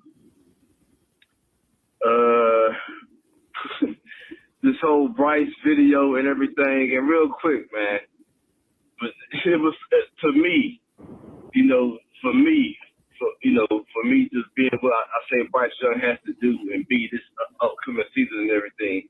For him to be out here cussing people out, I mean, all that's a little bit too late for me, Well, hey, he should have been cussing out XL. Every time XL drop a fucking ball, he should have been fucking cussing and throwing a fucking fit. You know what I'm saying? So now he just come out here and some people are excited now talking about, oh, he's ready and all this BS. And that don't mean shit to me until goddamn week 1 of the goddamn season.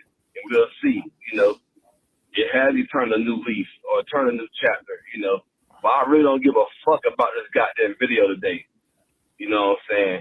And the video got that came from Sheila Quick. You know what I'm saying? So, real quick, fuck Sheila Quick. You know what I'm saying? But I mean, man, I just seen no reason to get excited about it. You know, the video myself, just see dog me personally. You know, like, man, what the fuck you got them? Some people that got them tighten up. Bitch, you need to got them tighten up.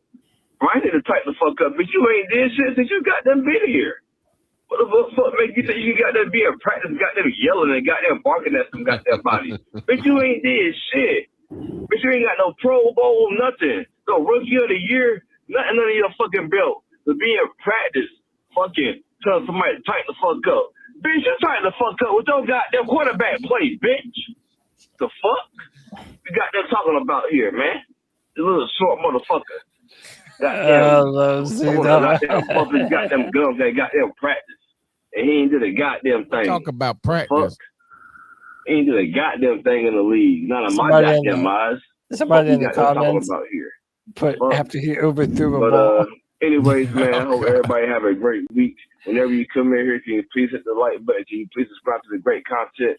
The C3 podcast is the longest running Panthers podcast on YouTube. You know what I'm saying? But everybody have a great week and keep fucking pounding, man. Bryce, tighten the fuck up. He said everybody have a great week except for Bryce. About here. Everybody have a great day. Keep not gonna pounding. let up. He is not gonna let Keep up. pounding. Until Bryce goes out there and proves it. I hear it. I've said it until I'm blue in the face. Everybody knows that at this point. It's time for Bryce and everyone in between to put up and shut up. Hope dealer coming in again. Hope Dealer, second call. What up, Legion? Hey, real quick. Hey, man, my man CK, man. Hey, how your cousin DK doing, man? DK was cool as a breeze, man. I remember he was on the podcast not too long ago, man. Just wanted to check in on DK, man, for my man CK. But, hey, real quick, though, y'all. So I saw the clip of Bryce Young in the rain earlier today. And, you know, he was getting on some people, man. And I saw that the NFL posted it on Instagram and people clowning him, man. And they clowning Bryce, man, with his voice. And, you know, they said he sounded like a little kid and stuff like that. And, you know, man, I really want Bryce to prove people wrong, man. I mean, I know y'all, for everything that we gave up to get Bryce Young, and we gave up a lot. I really want this to work, and I want him to prove the naysayers wrong. That's all I want. I want him to prove. I want over 4,000 passing yards. I want over 25, maybe 30 touchdowns. You know, less than 10 interceptions, man. This year, like I want Bryce to prove that he that guy, man, because he can be that. He can be that. So give me y'all thoughts, man. I know, you know, that there's a lot of Bryce Young is a polarizing figure for our franchise, man. But anyway, y'all, listen to Hope Dilla, man. Love you guys, everybody. Keep pounding. Keep pounding. How polar opposite from C-Dog, huh? Yeah. I want to see that shit. No more of this motherfucking bullshit. And then the VR like, man, I really think Bryce can do something good this year. Well, man. Dude, I'm like in between both of them. I think this is that the conversation has just gotten so lost on this kind of the polar opposite of fan perspective is whether he is or isn't going to do it. Right. It's like some people believe it's destined to happen. Some people be like, it's destined to not happen. What the Hope Dealer is saying is we want it to happen. I mean, like we want it to happen, but I argue that we need it to happen. And that is for this team to grow it's going to happen faster for growth and relevance and prosperity if we don't have to go back into quarterback search, coach search.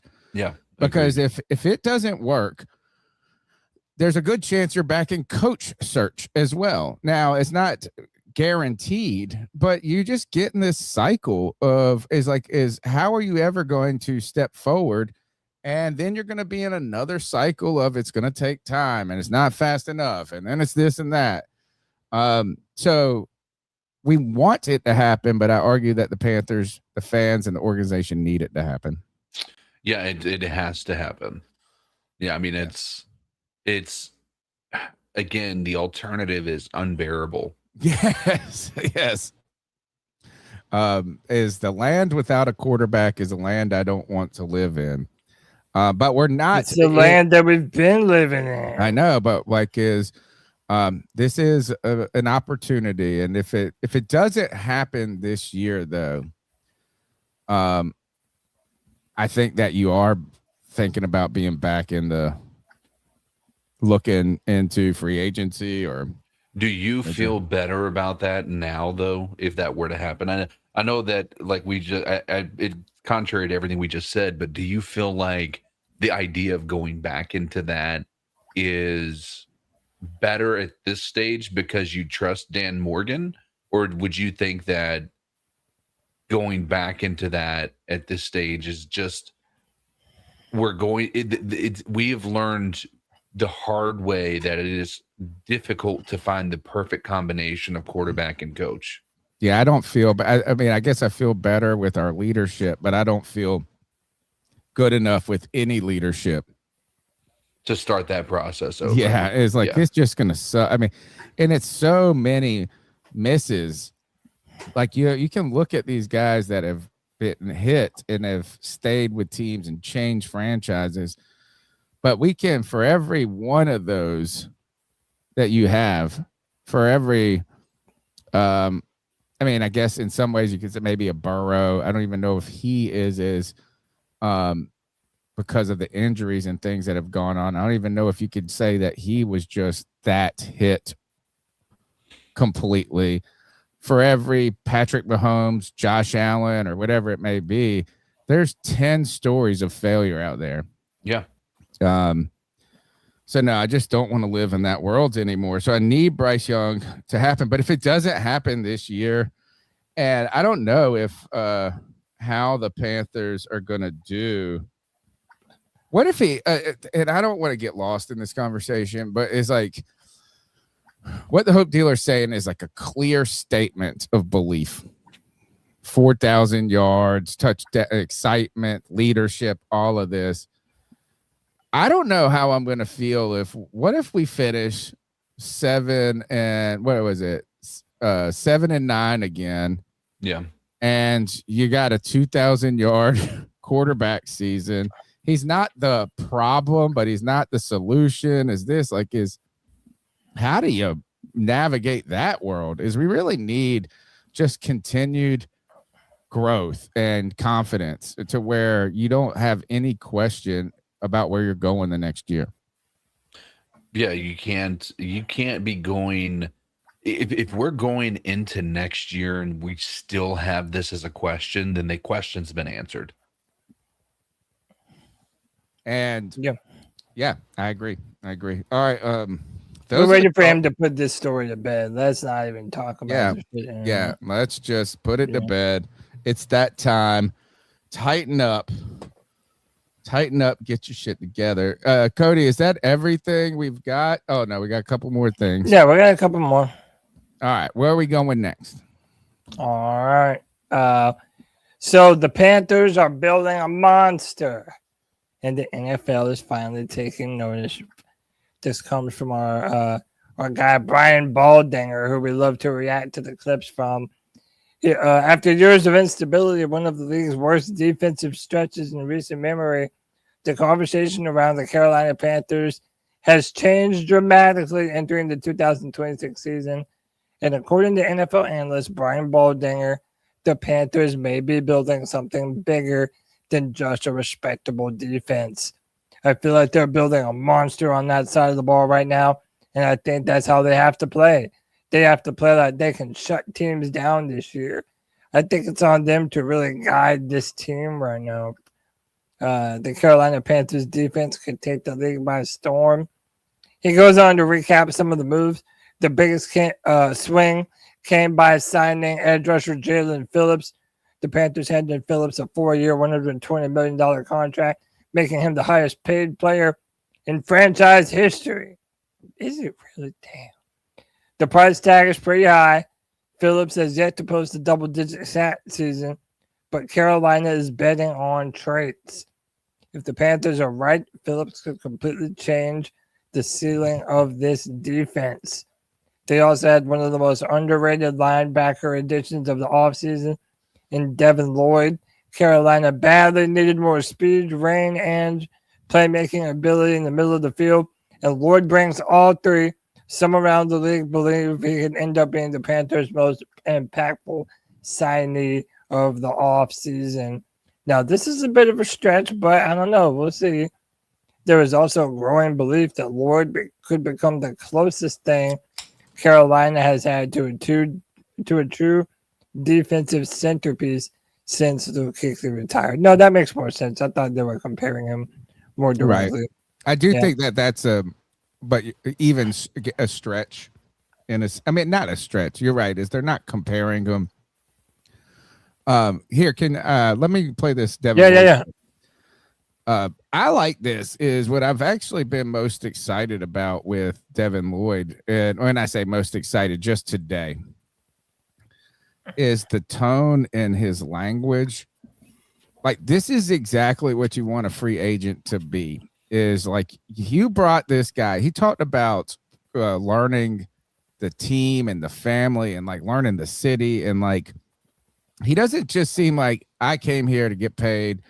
He came here to be a leader.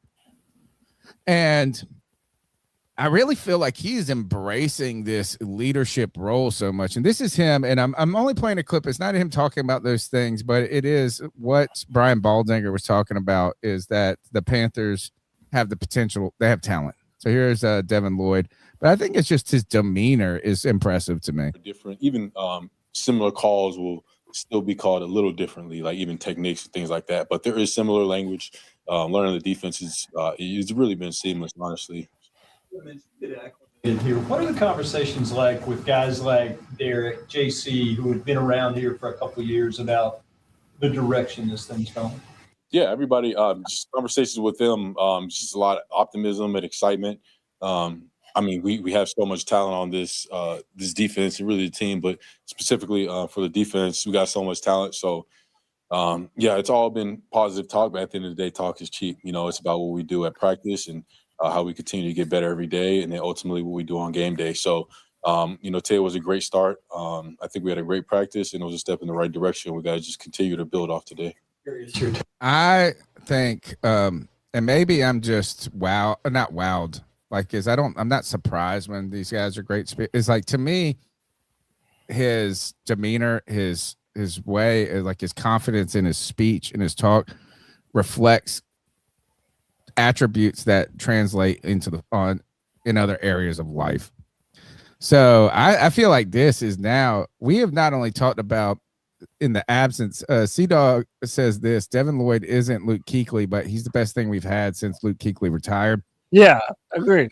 We went into this spiral of like linebackers don't matter, like just bring in these guys, but like it really feels like this guy's ready to be the call, like the signal caller, the leader, the defensive point man, the front man for the defense. And I think that when we watched his highlights, and I don't know, I think this, Cody, I think this was when you were on sabbatical, but we had signed Devin Lloyd, and CK and I were watching what he did, and I felt like this is he doesn't look like, to me, like the fastest, greatest, like craziest athlete. Like, he doesn't look like a bad athlete by any means, but it really felt like he was constantly in good places, in good spots. Like it almost felt like his mental part of the game put him in just moments for success so much more. And I'm not detracting from his physical abilities or his capabilities, but you can do all the physical stuff. But if you're not processing and seeing the game, I just felt like he knew where he was supposed to be at. Like a lot of the picks, the sacks, the run stops, the run fits, it was from him being not just in the right spot at the right time, because that sounds like it's coincidental, but he was always placing himself in positions for success. Then I hear him talk like this, not talk like this just in that his demeanor, but it really feels like to me that he's ready to assume a clear leadership role, vocal leadership role on this team, and he wants that responsibility. And that is nothing but a good sign to me. No, I love that. I mean, stepping up to the role of being a leader, which let's be real, right? You know, we talk about quarterback being a leader, but if you're the inside linebacker or the Mike, whatever you want to call it, depending on 4-3 or 3-4, you need that guy to be the leader of your defense. Like, he is the guy I'm assuming is going to be wearing the green sticker, getting the play call from the defensive coordinator. So I like the fact that he knows that we brought him in for this reason, to be this kind of player that will step up and be big time for us. And he's not running from that. He's not hiding from it. I like that, man. I really We were not hearing that. from Jalen Phillips on the mic right No, now. we were not. And not that I think that and maybe we will. Who knows? Yeah, I'm sure. But I think it's just more difficult for certain position groups to be that central goal. Like, how many times when you think of like guys that you think of like where their person, not only their personality but their leadership, it feels like it always comes from the center, right? Like I don't really remember like a corner being like. I mean, you get corners that are verbose, like, or bombastic and big personalities, but I think of center fielders. I think of like Ed Reed. I think of Luke Kuechly, and he's not a center fielder, but to me, it comes with some sort of safety or inside linebacker is the typical green dot guy. Yeah, you know, because where they're at, what they see.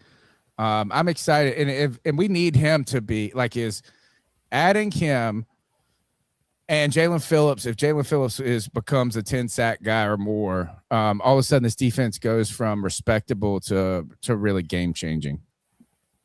Because you got Mike Jack, you got J.C. Horn, you have this. So I'm excited about this, and the more I hear the way that Devin Lloyd's embracing this challenge, the more I'm excited about the signing. Yeah. So, all right, we're in the home stretch, boys. Bryce, so this is sort of a play-by-play of how some of Bryce and Kenny Pickett's drives went today during OTAs. So, you want me to just go through them? I just read it off. I just felt like the only reason I brought this into, well, first I thought it was cool because we've had Gabe on the show, I'm pretty sure. Yes, we've had Gabe on the show. But it was like, we see these little clips, and this is what practice was right here. So let's really talk about what these 7-on-7s were. Just run down the list straight. No reason for discussion. Bryce drive incomplete up the seams. Cam Jackson deflection at the line of scrimmage. Handoff at left tackle to Brooks. False start on Fortner. False start on Rasheed Walker. Complete to Tremaine for medium game. Kenny Pickett drive. Play action pass, rollout, incomplete. Incomplete in the flats for Tremaine. Good pass breakup by Rochelle. Handoff to Miles Davis, up the middle to Miles Davis. Back to Bryce. Back to Bryce. Bryce drive, complete on a drag route to Mechie. Pat Jones in place for tackle. Incomplete on a flat route to Trimble. Lloyd in coverage. Incomplete on a post to Leggett. Pass breakup by Mike Jack. Good tight coverage. And ends with a sack. A sack. A sack. It's so crazy. So why didn't you say who got the sack? I don't how about this I guess we get our blood pumping because we see football players doing football things, but that's the football things that were happening. So we're going to pump the brakes a little. We're going to still be optimistic and encouraged by development, but we're not going to fall for the DJ Chark. Oh, that's like, this is the Chark effect. Yeah. Chark effect. I mean, well, I don't know. I don't know about that. We'll see, man. Okay. Listen. All right. Well, Listen. then, if we are, then Bryce Young gonna fucking throw for 5,000. Jalen Phillips gonna have 12, 15 Need sacks. Devin Lloyd, Need 10 sacks.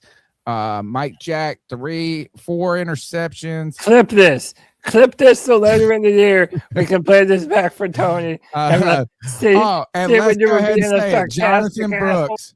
Jonathan Brooks, 1,200 rushing yards, 500 receiving. Let's go. No, Wow. Yeah. Okay. That is the shark effect of statistics right there. All right. Is there more? Why not? Yeah, this is the last of the bit. We hired 3 new coaches. The Panthers added 3 new coaches to the staff, adjusted a number of titles for existing coaches. The team announced on Wednesday, in addition to associate head coach and offensive specialist Darrell Bevel, who mentored Panthers head coach Dave Canales in Seattle. Panthers are also adding a longtime NFL assistant Carl Smith as a senior offensive consultant. Among other identifiers is the father of special teams coordinator Tracy Smith. The elder Smith has coached since 1971 and in the NFL since 1986. He was with the Seahawks as a quarterback coach when Canales was starting his NFL career there. So, I mean, again, I would love to know what these consultants do. Like, do they just critique the game plan and the offensive, like, roadmap that they come up with week to week for each team? Like, I don't know. I'd be interested in knowing, like, what exactly being an offensive consultant entails. Well, I just know that when you're a consultant, you usually get paid more money for what you actually do. I've watched colleges pay consultants to come in and do a lot of money to just like say what everybody already knows. I don't know. I'm not dissing on them. I'm hoping that that sounds correct. But consulting, like whenever you're in consulting, you're getting paid good for not a ton amount of work. It feels like, at least in the field of academia. My best friend at work, his wife is later on in her career. She got her PhD and she's now got a consulting gig. And he's like, yeah, she made 10 grand to go out there. It goes one day, 2 days on campus. I was like, oh my gosh, we all want to get in consulting. That's our goal, folks. Get us in consulting. Anything else? Yeah, real quick. Dwayne Stukes has been added as a defensive assistant to the staff. He's worked with all kinds of teams: Bucks, Cowboys, Bears, Giants, Jags, Rams, Browns. He was a part of the Rams coaching staff when they won Super Bowl, whatever LVI is, and with the Buccaneers as a player in 2000. Good job, man, with them Roman numerals. And then also, this is just a list of all the coaches 36 for LVI, or wouldn't it be it was two eyes? Okay. This is one eye. It is 2 Oh, eyes. I was looking at the XXX. Oh no, that would be so that's 30, 56. 50. Which one that's is 56? The Super Bowl LVI is 56. Gotcha. Yep. I was looking at the one below that. No, you're good. And this is just a list of all the coaches on the Panthers staff. Oh, they also made Pete Hansen the assistant defensive coordinator / linebackers coach, adding some over-the-top responsibility in addition to his position work. Mike Berkovici is now the offensive passing game coordinator, working alongside offensive coordinator Brad Idzik with quarterbacks coach Will Herringer. And then we have a list of all the Panthers coaches on the board. Side note, Dove Kleiman, who I don't even know knows anything about football, but does know how to take other people's content and make money off of it, which I actually don't. Hey, He's doing it better than I am. Don't hate the player, hate the game. Yeah, but he is actually a big Canales fan. Like he's like, great coach, Dave Canales, making him. I was something making him coach in the rain today or play like doing drills. He's like, Dave Canales, great coach. I was like, man, stick around, bro. Stick around. I hope you're right, Dove. All right, that's all we got except for the Ice Up segment, right? Yep, that's it, man. That is a podcast. All right. Well, it's not over yet, folks. Thank you for your time, attention, energy, for hanging out with us. Make sure you subscribe to the YouTube channel.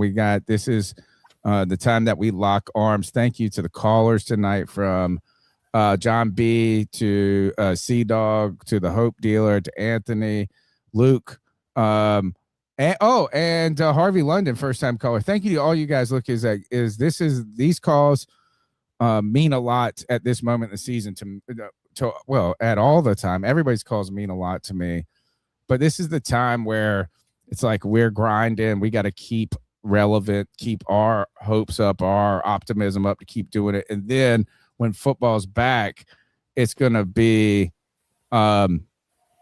it's going to get easier. So you guys are really doing the heavy lifting for us or for me. And thank you for your time, attention, energy on all of that. Smash the thumbs up button. Check us out on Spotify and iTunes for the audio podcast. Leave a rating, leave a comment. If you're listening later on YouTube, small things you can do, share the link on social media and leave a comment. Say something. Make fun of me for not knowing that that game was at Bank of America. Talk about what you think about Brazzle Dazzle or Bryce Young's manly cursing moment. It's not fucking raining anymore. I can't, but I'm sure people are making fun of him. But thank you guys so much. Finally, the longest running Panthers podcast. It's time for the longest running segment, where we tell someone to ice up, toughen up, to get it together.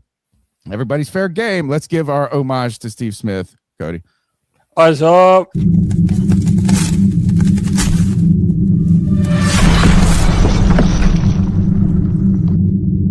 Ice up, son. Ice up.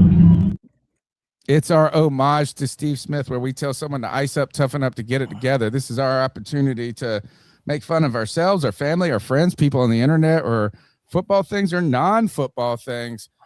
Guys, I've got 3 quick ones, and they're all true ice up picks, as in we're not celebrating. We are icing people up for mistakes or mishaps. I'll go first, and I'll let you. I mean, it's still mine. I don't know.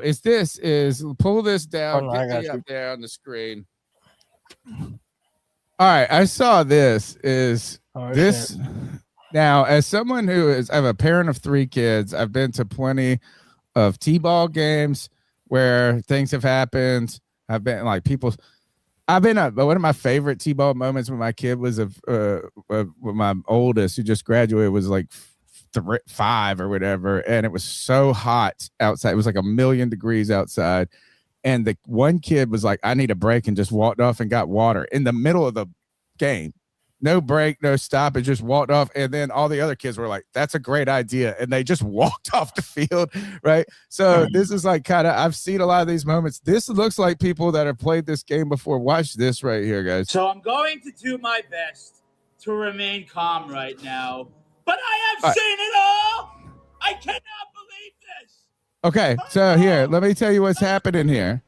All right, is white team. I'm gonna get rid of the audio because it's distracted. All right, look at the white team. White team taking a free throw shot. All right. Yeah. So rebound goes to purple team, who passes it back, who then scores on white team goal. But then white team thinks they're also playing on the other goal for a minute. So let me just tell you what happens is what? Do you not see what happens? This is the white team. Yeah, the white. goal. Yeah, that's. But then the purple team gets the ball, and they should advance the ball down court.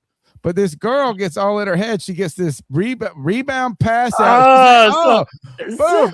All right, so then she puts it in the wrong goal. And then they start thinking they're on the wrong side of the court, and these people are now playing. They did the old duck season, rabbit season on. Oh my God! Oh, well, they all got switched up. What So one girl's confusion confused the entire other team. All right, this one, man. Oh, I did see this one. This is funny. This is crazy to me. When we say "hold my beer," this kid says "hold my glasses." Look at these kids. They got. It's like, take my glasses.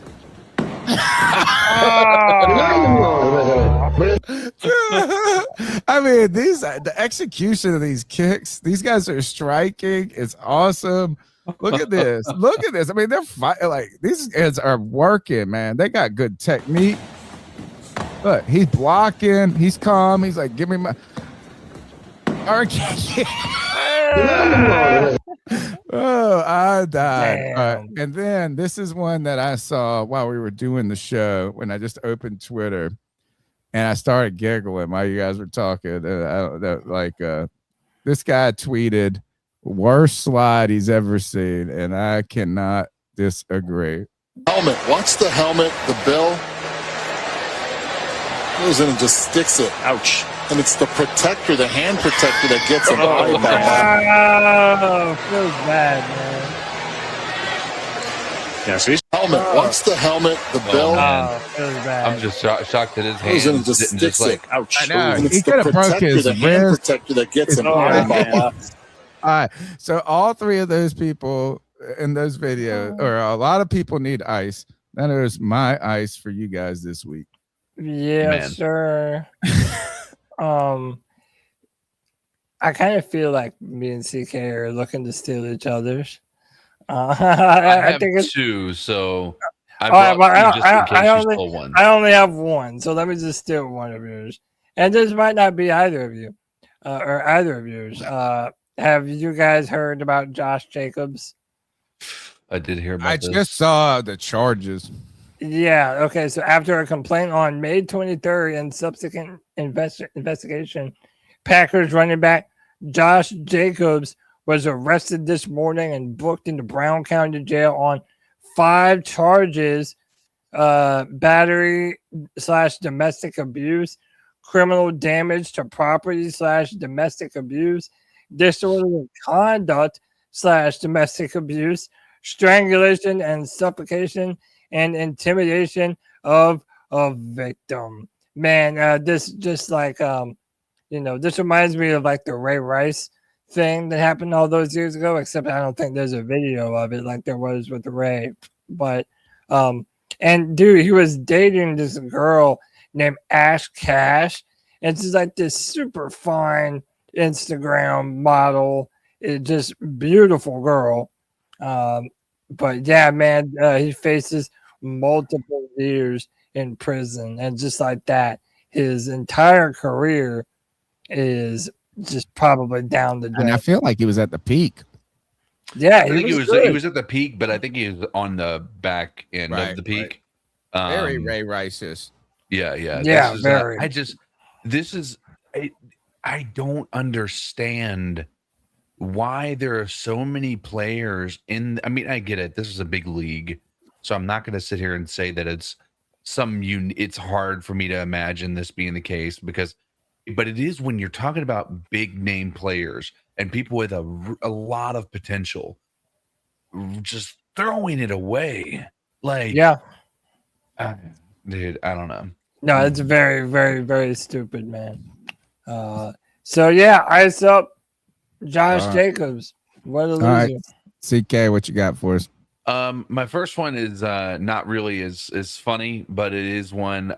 So back, as you guys know, George Kittle got injured last year. And he was talking about how he's been recovering from his injury and everything. Is this with his wife? Yeah, so 4 a.m. Yeah, 4 a.m. he laid in a deep slumber and he called to action by his wife, who has discovered a spider the size of $50 in the bathroom. Without hesitation, I arose to combat the intruder. Claire handed me the slant board I've been using for rehab, and I immediately knew the spider had no chance. I took but one attempt to strike down my opponent. I received hugs and kisses for my bravery and fell back asleep with confidence. Have a good day. Have a day, gentlemen. And then somebody tagged PETA. And then, and then George Kittle responded, Josh, you're getting blocked. And then PETA responded saying, no, spiders deserve a good day too. No 4 a.m. combat needed. We're sending you a humane bug catcher. God, I hate PETA. I hate PETA. I'm like, dude, this is a This is spider. happening. Like, what are we doing here? If you had, let me be real about something for a moment. And I know this is an exaggeration and maybe a bit hyperbolic given the circumstances. But if your kid was out in the forest and about to be eaten by a coyote, you're not going to be like, let's be humane. You're going to be like, where's that gun? I'm killing that coyote. You know what I mean? So it's like it's not the same. I'm fully aware spiders are not coyotes or anything along those lines, but it's just so funny. The next one I have to share my screen for, and you guys probably know what I'm going with this one, but this one's a friend of the show. Was at OTAs today, and he was tweeting about a moment when we talked about with Corey Thornton and Chris Brazzell.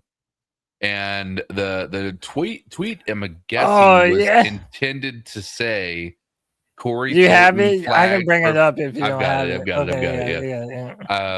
Yeah. Corey Thornton flagged for PI on a deep threat to Chris Brazzell, and instead.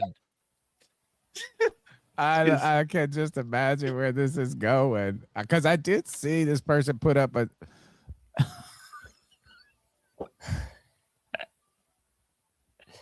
Don't you hate when that happens? I'm just sorry. It's for those listening. It's autocorrect. By the way, let's talk about what he's been. Hey, for all the David Newton haters out there that I still see posting celebrating his says it's supposed to say Corey Thornton flagged for PI on a deep threat to Chris Brazzell, and instead it says Corey Thornton flagged for PI on a deep throat to Chris Brazzell. Oh my God. Yeah, this is one of our we understand you, David Newton moments. Oh man. Anyway, that was funny. I did, I'm glad you brought this up, because I just saw Joe Person put up a my bad. My bad. I know. I was curious. Like, what is it? I didn't have enough time to. Thank you, Joe. Thank you. Yeah, that was fun. And Chris Brazzell, I'm sorry that happened to you. Yeah. Yeah. All right, that's the C3 Panthers podcast, brought to you by us, these three guys right here who chop it up every Tuesday night. We enjoyed the time you guys gave us, your time, attention, and energy. Check us out. Cody's still rocking now. Friday free for alls again on Friday. Yes, there will not be one. There will not be one this Friday, but yes, we have been rocking strong on the free for all. Don't retweet or accidentally like a tweet, Joe. We've seen that happen by somebody else. Yeah. But no, you guys don't accidentally, intentionally like, subscribe, share, and hang out with us next Tuesday. And there will be some more football stuff to talk about before we get to the dead days of football. We're here for you, though, just like you guys are here for us. Cody Lack, take us out of here. C3 Legion, love y'all. Till next time, keep pounding.